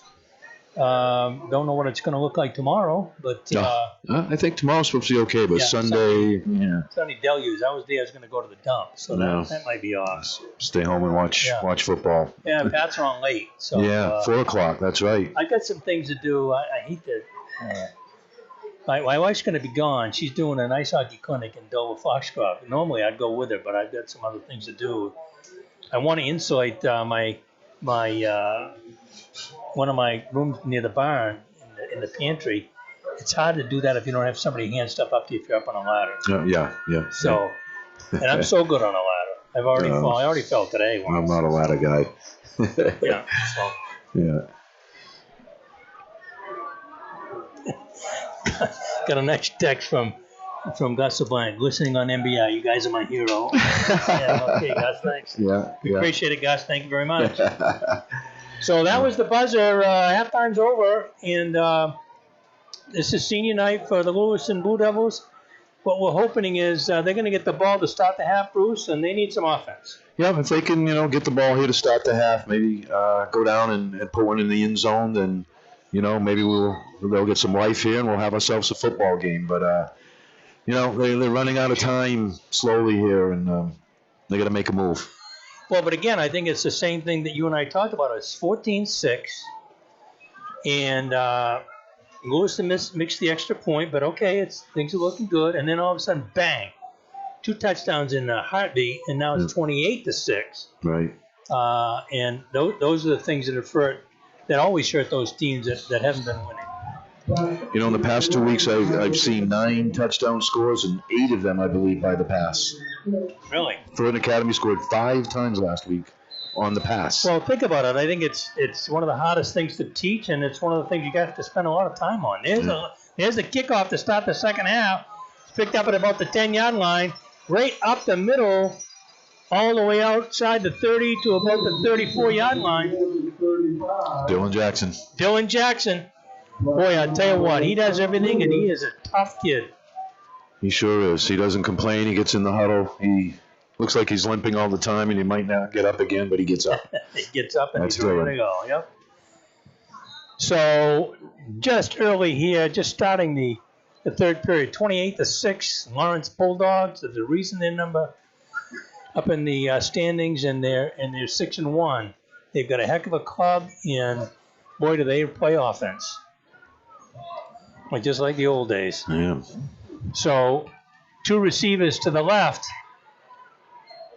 Lyon's going to drop straight back. He's got a man over the middle. It's caught and still on his feet. The gang tackle, he's going to pick up about, what, 7, it looks like? Yep, that's Evan Williams. Evan Williams, big target. There were 2 receivers there again. That's the second time they've had 2 guys pretty close together, which is not what you want to do. No, I'm not quite sure why that's happening. You can see on the replay, boy, he's battling for every yard. Again, I think it's not for lack of effort. I think Lewiston has played hard. They make mistakes, and yeah, I would say they're a little young, maybe not as talented as some of these other teams. Right. Here's the snap. Inside counter to Jackson. Oh, nice run, and he's going to hit the first down. Yeah, first down. Move the chains. Dylan Jackson, move the chains, just what they want. Nate Lyons running the offense here at quarterback. It was just a handoff inside with a trap and picked up some good yardage. Now Dylan comes off, so probably Danny May. No. It's Nigel, the sophomore, Katendi. We got an up back in front of him. There's a deep handoff, trying to get around the corner. And he does. He breaks the tackle. Really only back to the line of scrimmage. Looked like he was going to lose about 5, but he got by that first tackler. That was number 87, Nick Blaisdell. And there was a blocker there. He got around that and picked up about a yard. So second down here with 10:14 to go here in the third quarter. Dominic Colon back in. Danny Mays in there. You think maybe they're going to run behind Dominic? Well, that would make sense to me. Dominic is next to the quarterback, so maybe I'm thinking pass, Coach. Yep, you're right. Pass, you got a man in the flat. Nice catch. Gets him extra, gets back, keeps running. And Williams down to the 35-yard line, 36-yard line. Nice ball and a nice catch. He circled back a little bit. I was afraid he was going to lose yardage, but he turned to the inside, picked up great yardage. Evan's been doing that all year long. I've seen 2 or 3 games. The Bangor game, he was outstanding. He made some key catches, enabled them to win the football game. Nice look at that on replay. Boy, Williams, he is just driving his legs. They came out this half fired up, Coach. Yeah, another first down. Lions, he's got a man in motion. He's going to drop straight back again. Oh, he's got a man in the flat. Number 7, that is Keegan Whiting. He's a junior. First time we called his name. But again, they ran him in motion, hoping that he got kind of lost in the shuffle and for no gain. But again, I think just enough to keep Lawrence on their toes and kind of mixing it up a little bit on offense. You got to hit the short ones. You can't just hit all the long ones, and that'll pay off down the road. I think they got to loosen Lawrence up. Lawrence they've had everybody within 5 yards of the line of scrimmage here in the first half. So we got 2 receivers. Motion to the right. Lyons going to drop back. He's got some pressure. He's got a man in the flat. And, just incomplete. I thought he had it there for a minute, Coach. Yep. This time he went into the flats and then did what we call the wheel route and turned it up the field, and almost a big play. So it's going to bring up 3rd and 10. Whiting couldn't quite hold on to it. It was single coverage out there. I think we're in 2-down territory, down 28-6. Yeah, I think you got to go for it. Throw caution to the wind. Third and 10. 3rd and 10, 2 receivers to the right. Lyons going to drop back. Oh, he's got pressure. Oh, it's a perfect middle screen. It's Danny May. He's going to get to the outside. He's got the first down and more. Finding his way and out of bounds at about the 12-yard line, 13-yard line. Perfect play call, Coach. Yep, that's the middle screen. Middle screen. Let's take another look at it. Oh, yeah, there he goes. It was wide open. And, boy, he has some speed and just keeps those legs chugging. Blockers upfield. Nice job. Guys hustling down to help him. Yep, 72 Mike job with the centers upfield, trying to make some blocks. Nice play for the Blue Devils. Oh. Oops. And, that's the thing that, we talked about in the pregame, minimize those mistakes. They got a great drive going.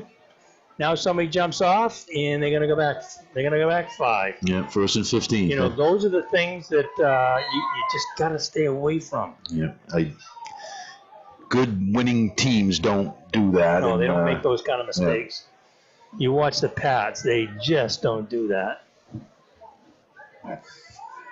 7:47 and counting here in the third period. Lions got 2 receivers to the right. He's going to hand it to Jackson going right. Turning upfield, not going to get much there.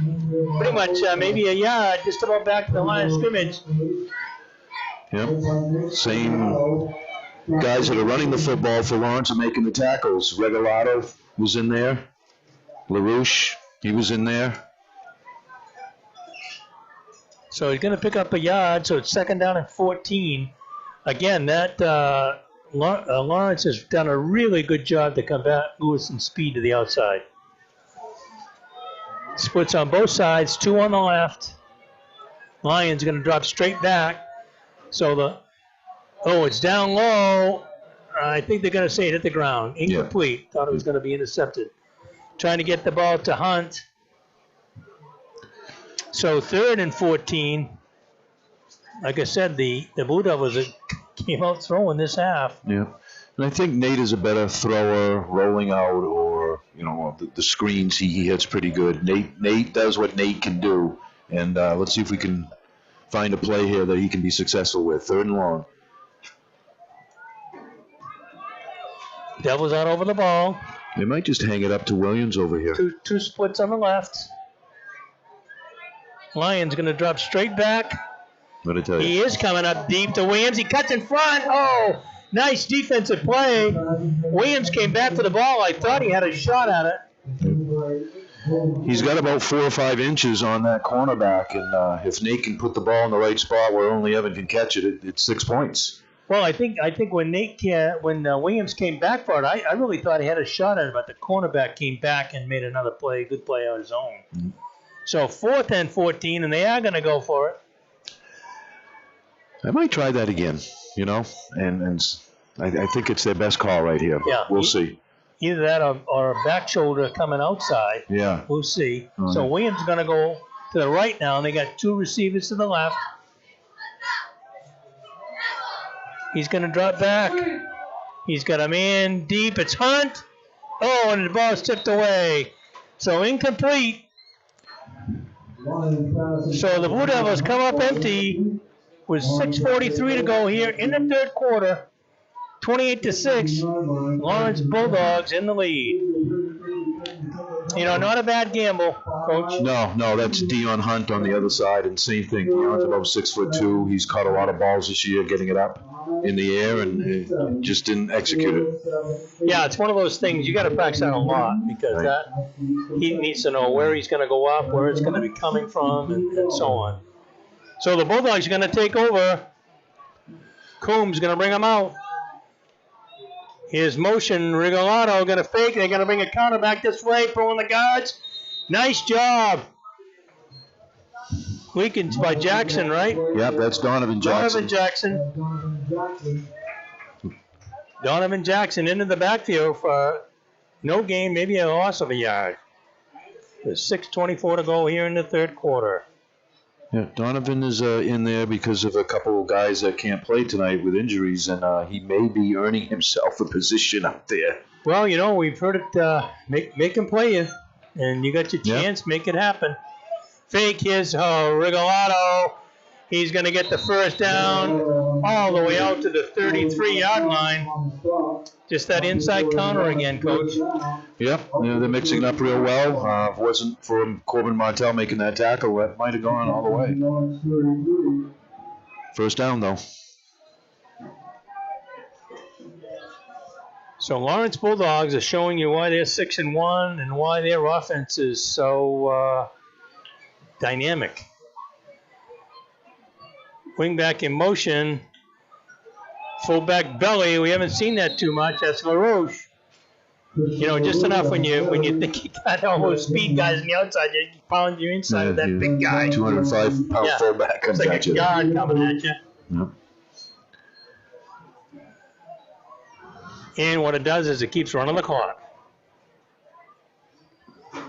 And again, you can't fault Lewiston's effort. You know, I've said this the last time I saw them play. They played hard.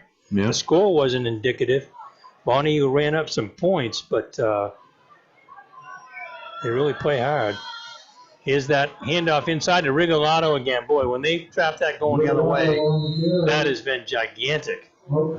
Again, he's going to pick up about 9, so it's going to bring up a 3rd down in the yard. Yeah, 1 or 2. Yep, you get the big fullback coming through the hole. They pull a lineman from the backside, and there's a lot of guys coming at you. And successful play. Again, straight up guard trap. Didn't go anywhere. I didn't even see the trap guy come. He didn't get there, I don't think. Might have been just a straight up play to try to get the 1st down. But Yeah, it looks like a be real guard trap. close. Yeah. I think he's going to be short. No? My eyes aren't doing it. 1st down. Is that Croft? That's Mr. Croft. Yeah. I see him. I see him in the. Oh, it's not the green IGA anymore. It's Oh yeah. whatever it is. Anyway, Hannaford something, shop and save, and he always wants to stop and talk, to ask me what game I did and so on. Right. So the Bulldogs with 4 minutes to go here in the 3rd quarter. Here's fullback belly again. It's LaRoche. And again, they've done a pretty good job with that fullback belly. They really have. Yeah, I mean, if you can get 3 or 4 on 1st down, you'll probably take that. Yeah, every time. The thing that's hurt Lewiston is that inside counter with Rigolato and the waggle. I mean, those 2 plays have just killed them.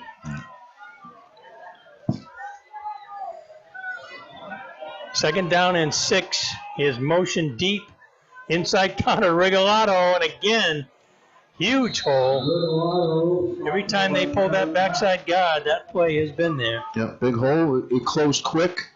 3rd and 3 now. But again, they've got a stable of running backs. We've seen 4 different guys carry the ball pretty consistently. Rigolato has been the main ball carrier, but we've seen a couple, 3 other guys also. Big 3rd down right here. So Coombs into the huddle. He's going to bring him out. He's going to come up on the center. Double wing with a slot to the left. Motion deep. Here comes a waggle. He's got a man deep, but he can't get it off. Oh, that might be. They call it fumble? No, they call it incomplete. I guess incomplete. Wow, I might have called that grounding, Coach. What do you think? Well, I think Mr. Croft gave him a break there. The only thing you can say is they had a hold of everything. They might have hit his arm at the same time. Right. So it is going to bring up a 4th down, and the Bulldogs will be forced to punt. Is that their first punt? I think so. Boy, and it's Nickerson. What doesn't he do? Yeah, I know. Nice to have a guy like that. 2 touchdowns, 4 extra points, and now he's punting, and he also kicks off. Nice punt. Nice punt. Down, and it's going to roll. It's going to be taken out of bounds at the 5-yard line. Wow, that's about as good as it gets. What a weapon, huh? Really? Beautiful Unreal. punt. Yeah. We get a balloon on the field. Well, it's over the field. Senior night here at Lewiston High School. Nice blue and white, shiny balloons everywhere. Yeah. Not where Lewiston wanted to be here, 95 yards from the goal line. 2:30 here in the 3rd quarter. Lions has got the play from Coach Hartley. Lions will have everybody up in tight. They're just going single safety, and everybody else is playing up tight. Yeah, I'm going to force Lewiston to throw the ball. Yeah. And they did. They had some success there at the start of that drive, and then it fell apart with the penalty.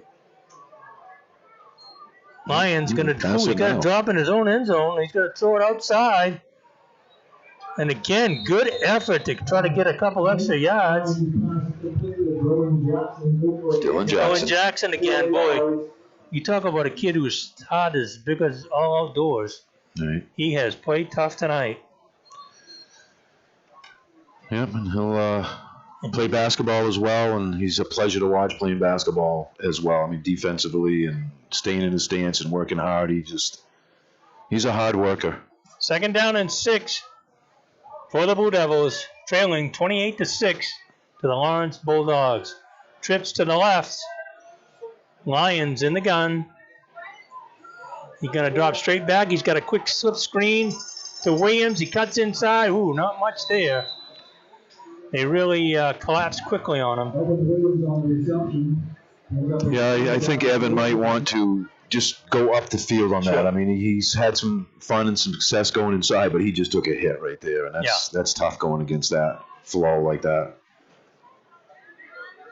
Yeah, really, what you'd prefer is that man that's out there blocks inside for you, and you skirt outside and try to come up and get some space on the outside. Right. Easy for me to say. But just over a minute here in the third quarter, 28-6, Lawrence.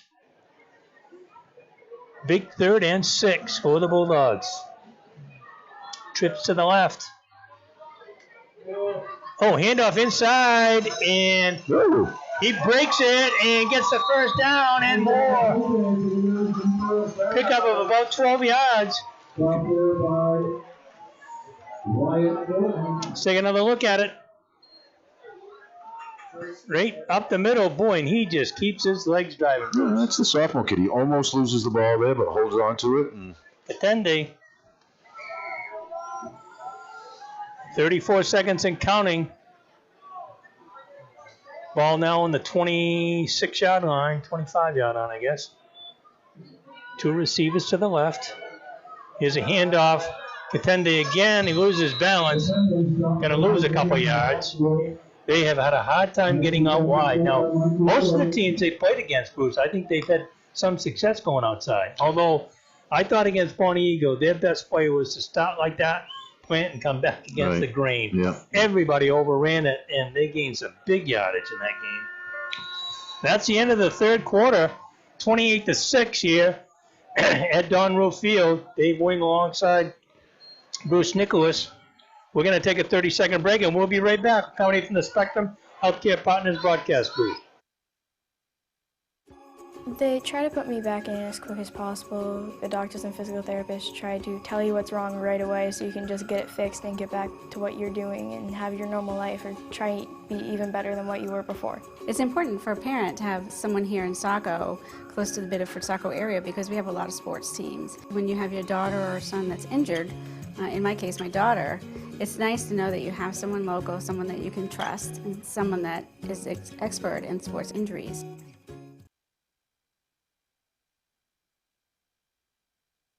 (28-6) to start the fourth quarter.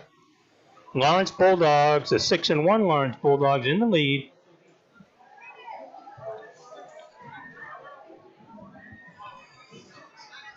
Well, I think Lewiston feels a little bit better about themselves. That third quarter was scoreless. We were 28-6 at the half. We're still 28-6. You know, they need to finish. I said this last week about Oxford Hills. They just need to finish the game here and make sure they feel good about themselves when they walk off the field. And they play Edward Little next week, and, you know, they all look forward to that game. Up the grabs. Finish strong here. So second down at about 12. First play of the fourth quarter. Two splits on both sides. Lions in the gun. He's going to drop straight back. Oh, he loses the ball. Are they going to call it? No, they're going to call it a fumble. I think he tried to bring it back, Bruce. Yeah. A screen pass? I think it was, that screen they had a lot of success on, and then he tried to throw it and then said, no, I don't want to, and they called it a fumble. I thought it might be an incomplete pass. Yeah, you'd like to hope that maybe one of the other officials runs in and says. I wonder if we have a replay. Do we have a replay? Here it is. No, what do you think? I could call it incomplete because we're biased. But, right. So the Bulldogs now have the ball on the deep in Lewiston territory. Here's a waggle. He throws to LaRose, the fullback, and he is going to bowl his way into the end zone for the touchdown. Yep, they have no answer for that play. From the 14-yard line, LaRoche just waggle. They hit him in the flat, and he just bowled his way in. to make it 34. What are you going to say? I think the inside linebacker is responsible for that, but they're just not getting out there. Well, it's so hard because it looks like it's a run inside, and then by the time you realize it isn't, he's run by you. That's why it's so good. Nickerson, that's 5 for him. 35-6 with 11:47 to go. So really, that one play that we would have hoped that maybe it was an incomplete pass, they called it a fumble. And yeah, let's look at the touchdown again. It's Wago to LaRoche. He gets it on the sideline. He breaks a tackle there and just bowls his way into the end zone. Strong boy. Yeah, he is a good runner. We're going to keep it right here. 35-6. Bulldogs in the lead here, at Lewiston High School.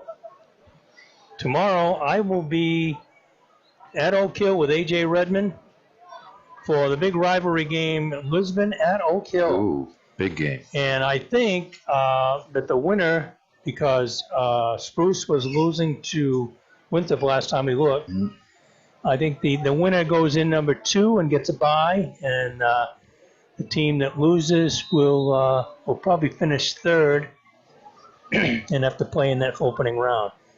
Here's the kick by Nickerson. Oh, onside.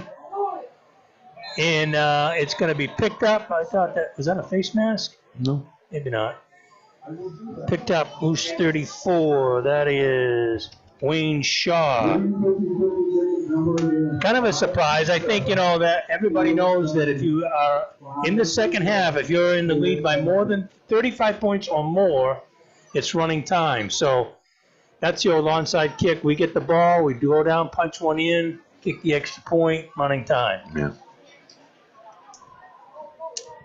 So the Blue Devils splits on both sides. They got a slot on the left. Lions in the gun. They've done a lot of passing this half. He's got a swing pass.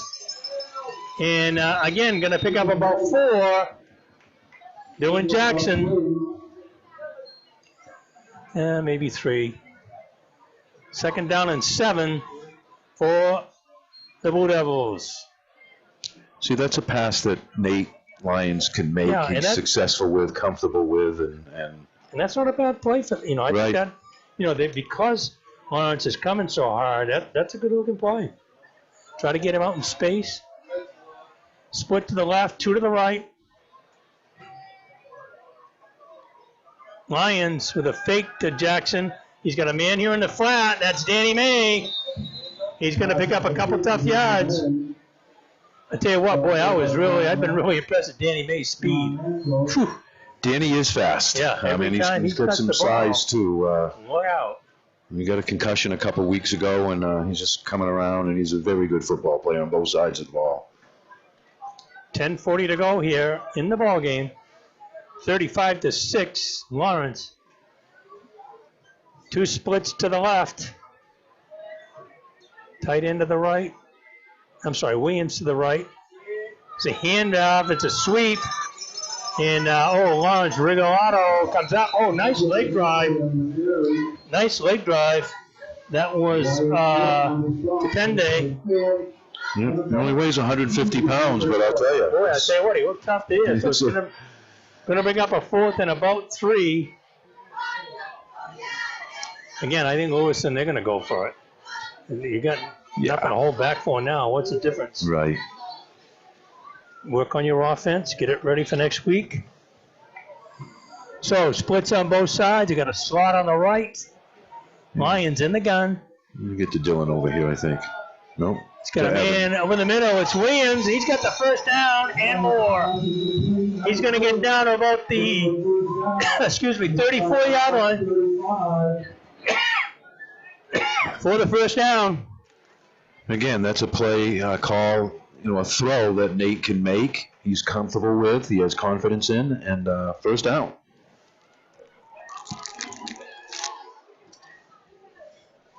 .922. Lewiston trying to mount a little drive here.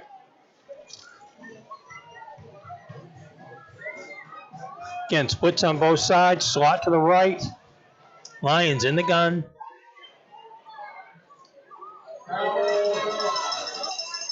Inside, Katende again, gonna pick up about 4, almost 5. You know, for a sophomore, it looks to me like that's a promising little running back. In the games that I've seen, I don't even remember him playing, and then he's having an outstanding night tonight. Like I said, I had to look up the name because I've done a couple of their games. I don't remember his name at all. Lewiston driving with the ball. 2nd down and 5 with 8:35 to go here in the ball game. Trailing 35-6. Same formation. Lions going to fake the handoff. He's going to keep it right up the middle. And he's got the 1st down.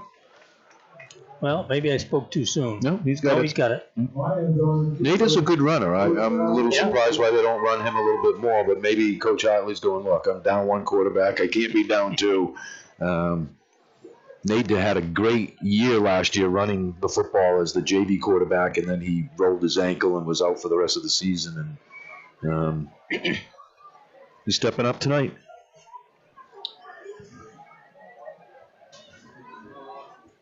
So Lewiston on a drive here.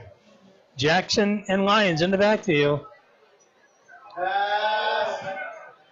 Here's out in the flat. Oh, it's almost intercepted. Thought there might have been a little contact there, too. Yeah, could have been that. Could have been an interception. Could have been a lot of things. I was hung up a little bit, and nobody caught it.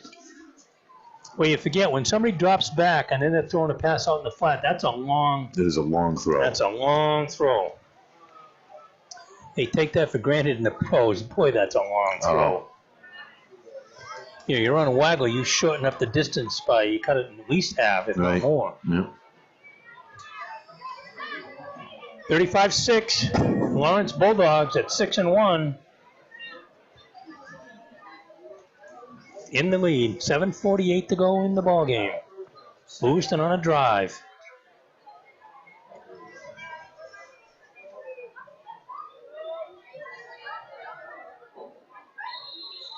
Nope. Here's your whistle.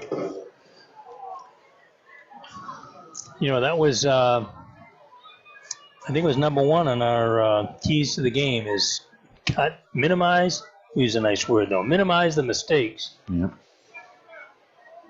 Well, you said high school teams, when they're young, long drives, something bad typically happens, and you just got to rebound from it. 2nd and 10.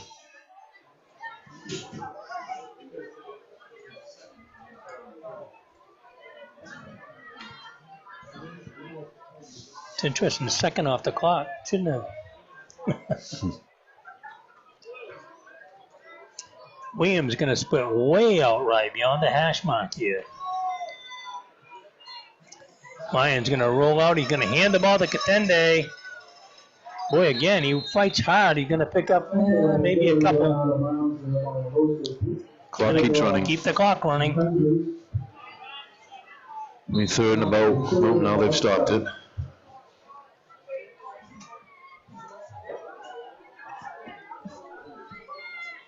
Third and about 9. They've got 10 on the scoreboard. Looks like 9 to me. What do you think? Yeah, it's almost closer to 8 now. Yeah, really. Keeps wandering over there a little further. Big 3rd down. The Blue Devils would like to get in the end zone here. Kind of regain some confidence here in the 2nd half. Right.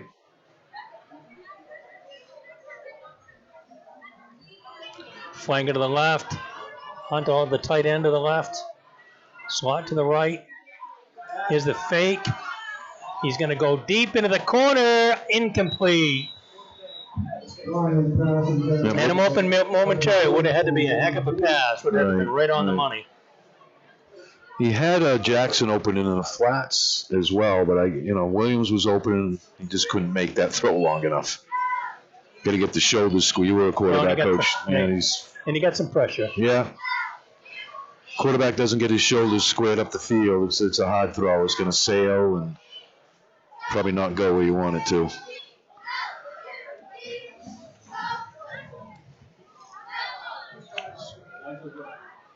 Well, they're moving the penalty. 1st down. Was it roughing the Defensive Holding. holding. Well, didn't see it, I guess. Like we would ever see it. Yeah, I didn't see the flag. No, I didn't either. So it's 1st and goal now from, well, just inside the 10. Dylan. Hand off to Dylan Jackson. He breaks away and he scores for the Blue Devils. 35-12. Looks like the Blue Devils are going to go for 2. I thought Brucey was going to get caught in the backfield, and then all of a sudden, he broke a tackle and broke into the end zone. Dylan's hard to corral. He's one of those guys. He's slippery, sneaky. Here it is on replay. Right there, he breaks away from that tackle and into the end zone for the touchdown. So now, the Devils are going for 2, trailing 35-12. They've got splits on both sides. Lions has trouble with the snap, trying to get outside.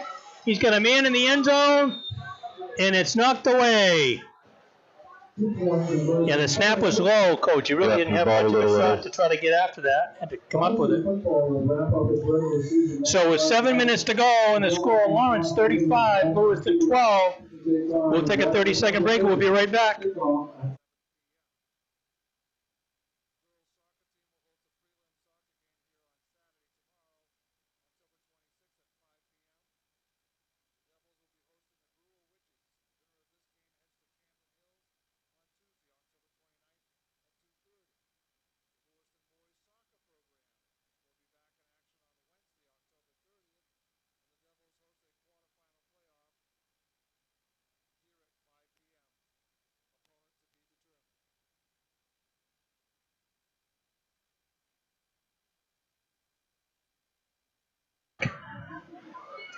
$35-12. Nice drive, Bruce, by yeah, and maybe look for them to maybe onside kick here. And yeah, why not? Just give it a chance. 7 minutes to go here on a great football night here in Lewiston.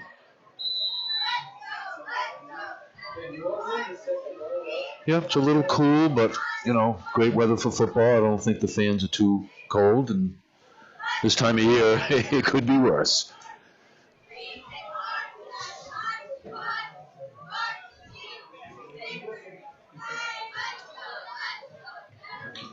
Is the kick. There it It is an onside kick. Oh, it's not going to go far enough. No.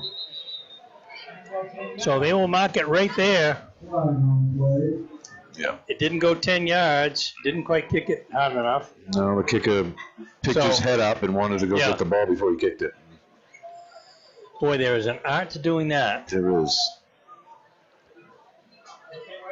So that means that the Bulldogs will take the ball right where it was touched at the 48-yard line.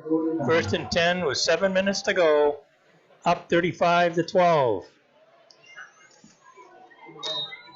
See what they run here. Coombs. He's going to keep it himself. Oh, no, this isn't Coombs. This is Tremblay. He's going to keep it himself. He's a sophomore. Quarterback. Andre Tremblay. Just a quarterback keep, quarterback sweep. Get that young quarterback in. Let him run the ball a little bit. He's going to go to the sideline. I don't know. Well, I guess that was it. That was his play, I guess. They're going to bring Coombs back in. Maybe Coombs had a junior. He had an equipment issue or something. Might have been. Yep. 6:26 to go here. Wing right. There's a handoff. It's just an off tackle. 25. That is Morneau. Paul Morneau. Another back haven't seen too much, although he's carried a couple times. Yeah, and every time he does, he gets a lot of yards. Yeah. Coming up on 6 minutes here in the ball game, with the Lawrence Bulldogs leading Lewiston 35-12. Dave Wing alongside Bruce Nicholas. Slot to the right. He comes in motion deep, and we got a flag.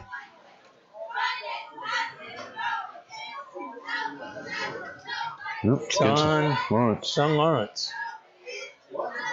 Illegal procedure. Going to take it back 5 yards. And they're going to run the clock.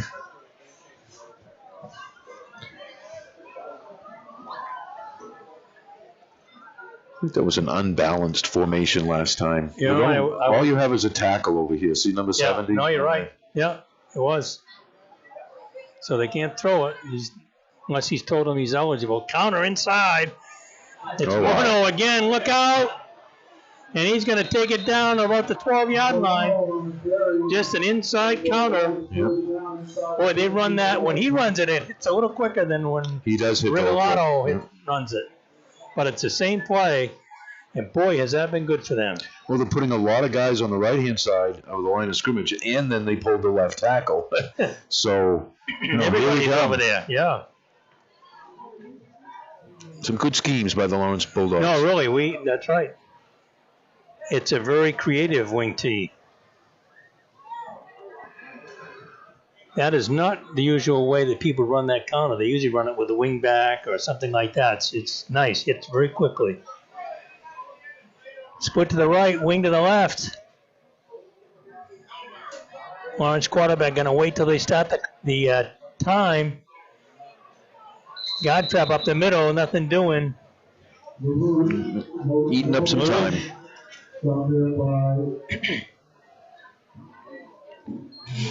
They've got some speed. They got a quarterback that can throw. They've got a creative offensive coordinator. I would say when they get to the playoffs, they did lose to Brunswick. They're going to be a tough out. Yeah, they will be. Class B. I think the way it looks that they might match up with, because things can change, with maybe a Mount Blue or somebody like that in the first round. And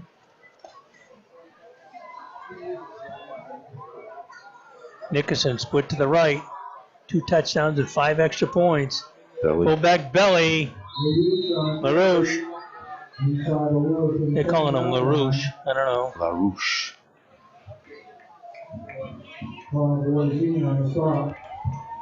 3:42 to go. Lawrence just watching the clock tick. Yeah, they're content. You know, a well-coached team, the quarterback's looking for the back judge, puts his hand up at 10. Then he starts his count at 5, now with this new 40-second clock. So you got more consistent time to put the ball in play. I think you also have more time you can run off, to be honest with you. Right. So overload on the right. And they're going to go that way, just short of the touchdown. Yeah, First down. They really spread the line of scrimmage and just make a lot of gaps. Yes. You know, the running back just picks the gap. You don't see too much of that these days with 2 tight ends in there. And No, I know a lot of people almost shoot a shoe. It's really tight. You know, you can create some running lanes when you got some splits. Right. And you make the defense make a decision. You're going to go out with a guy. You're going to play inside. Now he's got an angle. It's a coaching point, and you're trying to make the defense have to make some decisions. 2:30 to go here in the ball game. 35-12. LaRouche again. LaRouche. PA guy's calling him LaRouche. Maybe we should too. Skylar Martell on the tackle there for the Blue Devils. Another young kid that's not real big that met that fullback in the hole and made a good tackle. Yeah, got down low. 2 minutes to go here, 35-12, Lawrence. EL Lewiston next week at EL. Overload on the right. The left. It's a sweep. And he is short. We got to hold on. Hold on, Lawrence. Hold on, Lawrence. Going to bring it back. Again, he put his running quarterback in. No, I'm sorry. That was Coombs. Sorry. I was thinking it was Trombley. Yeah, they just overload that side, create all the gaps, and he just runs and tries to find a crease. So he finds something. Yep. So 10-yard penalty, and they're going to run the clock. Yep. That just eats up a little bit more time. Lawrence will take that. They're obviously going to win this football game, and Kind of surprised they aren't going to take a knee, but they might. He might.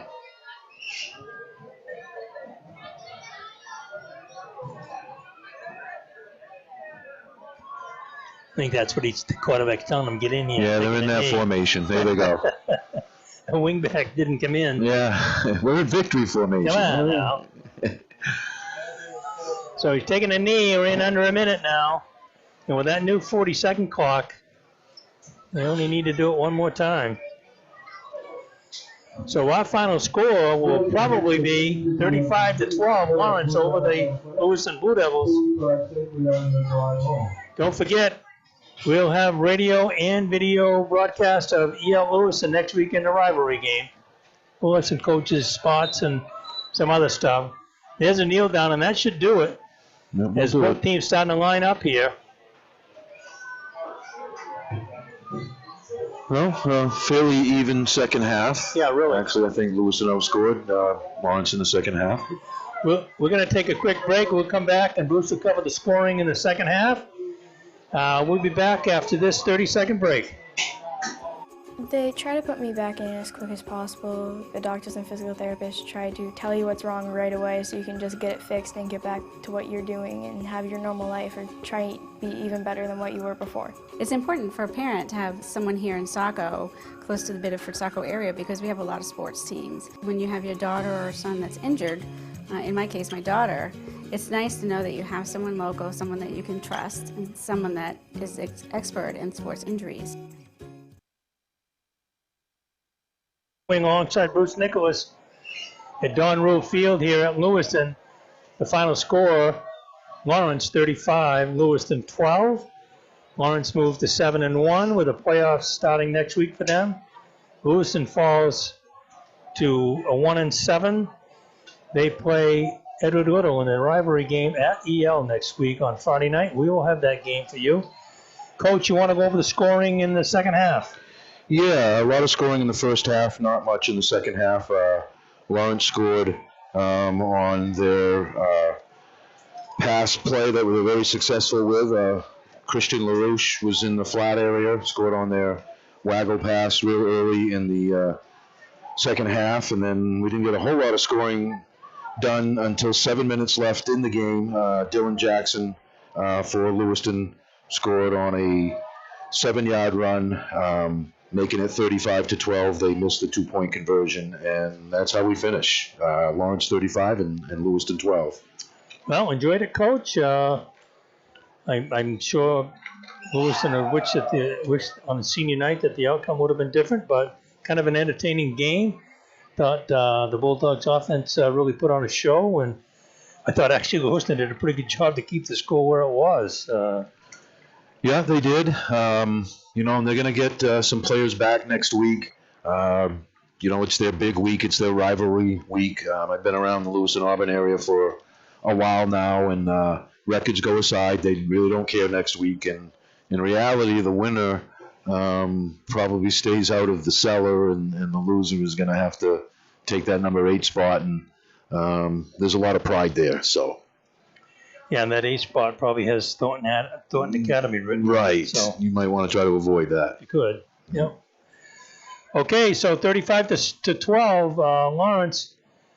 We're coming to you from 105.5 and MBR.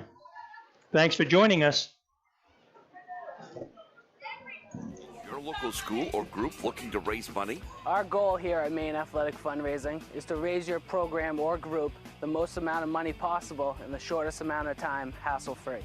Over the last 3 years, we've been able to raise over $10,000 every year, which has really allowed us to get the extra stuff the kids really need to run a successful program. One of our biggest goals at Maine Athletic Fundraising is to really develop a relationship on the ground with the coaches, the community, and the boosters that are involved, and help bring them together and understand how important it is to fundraise.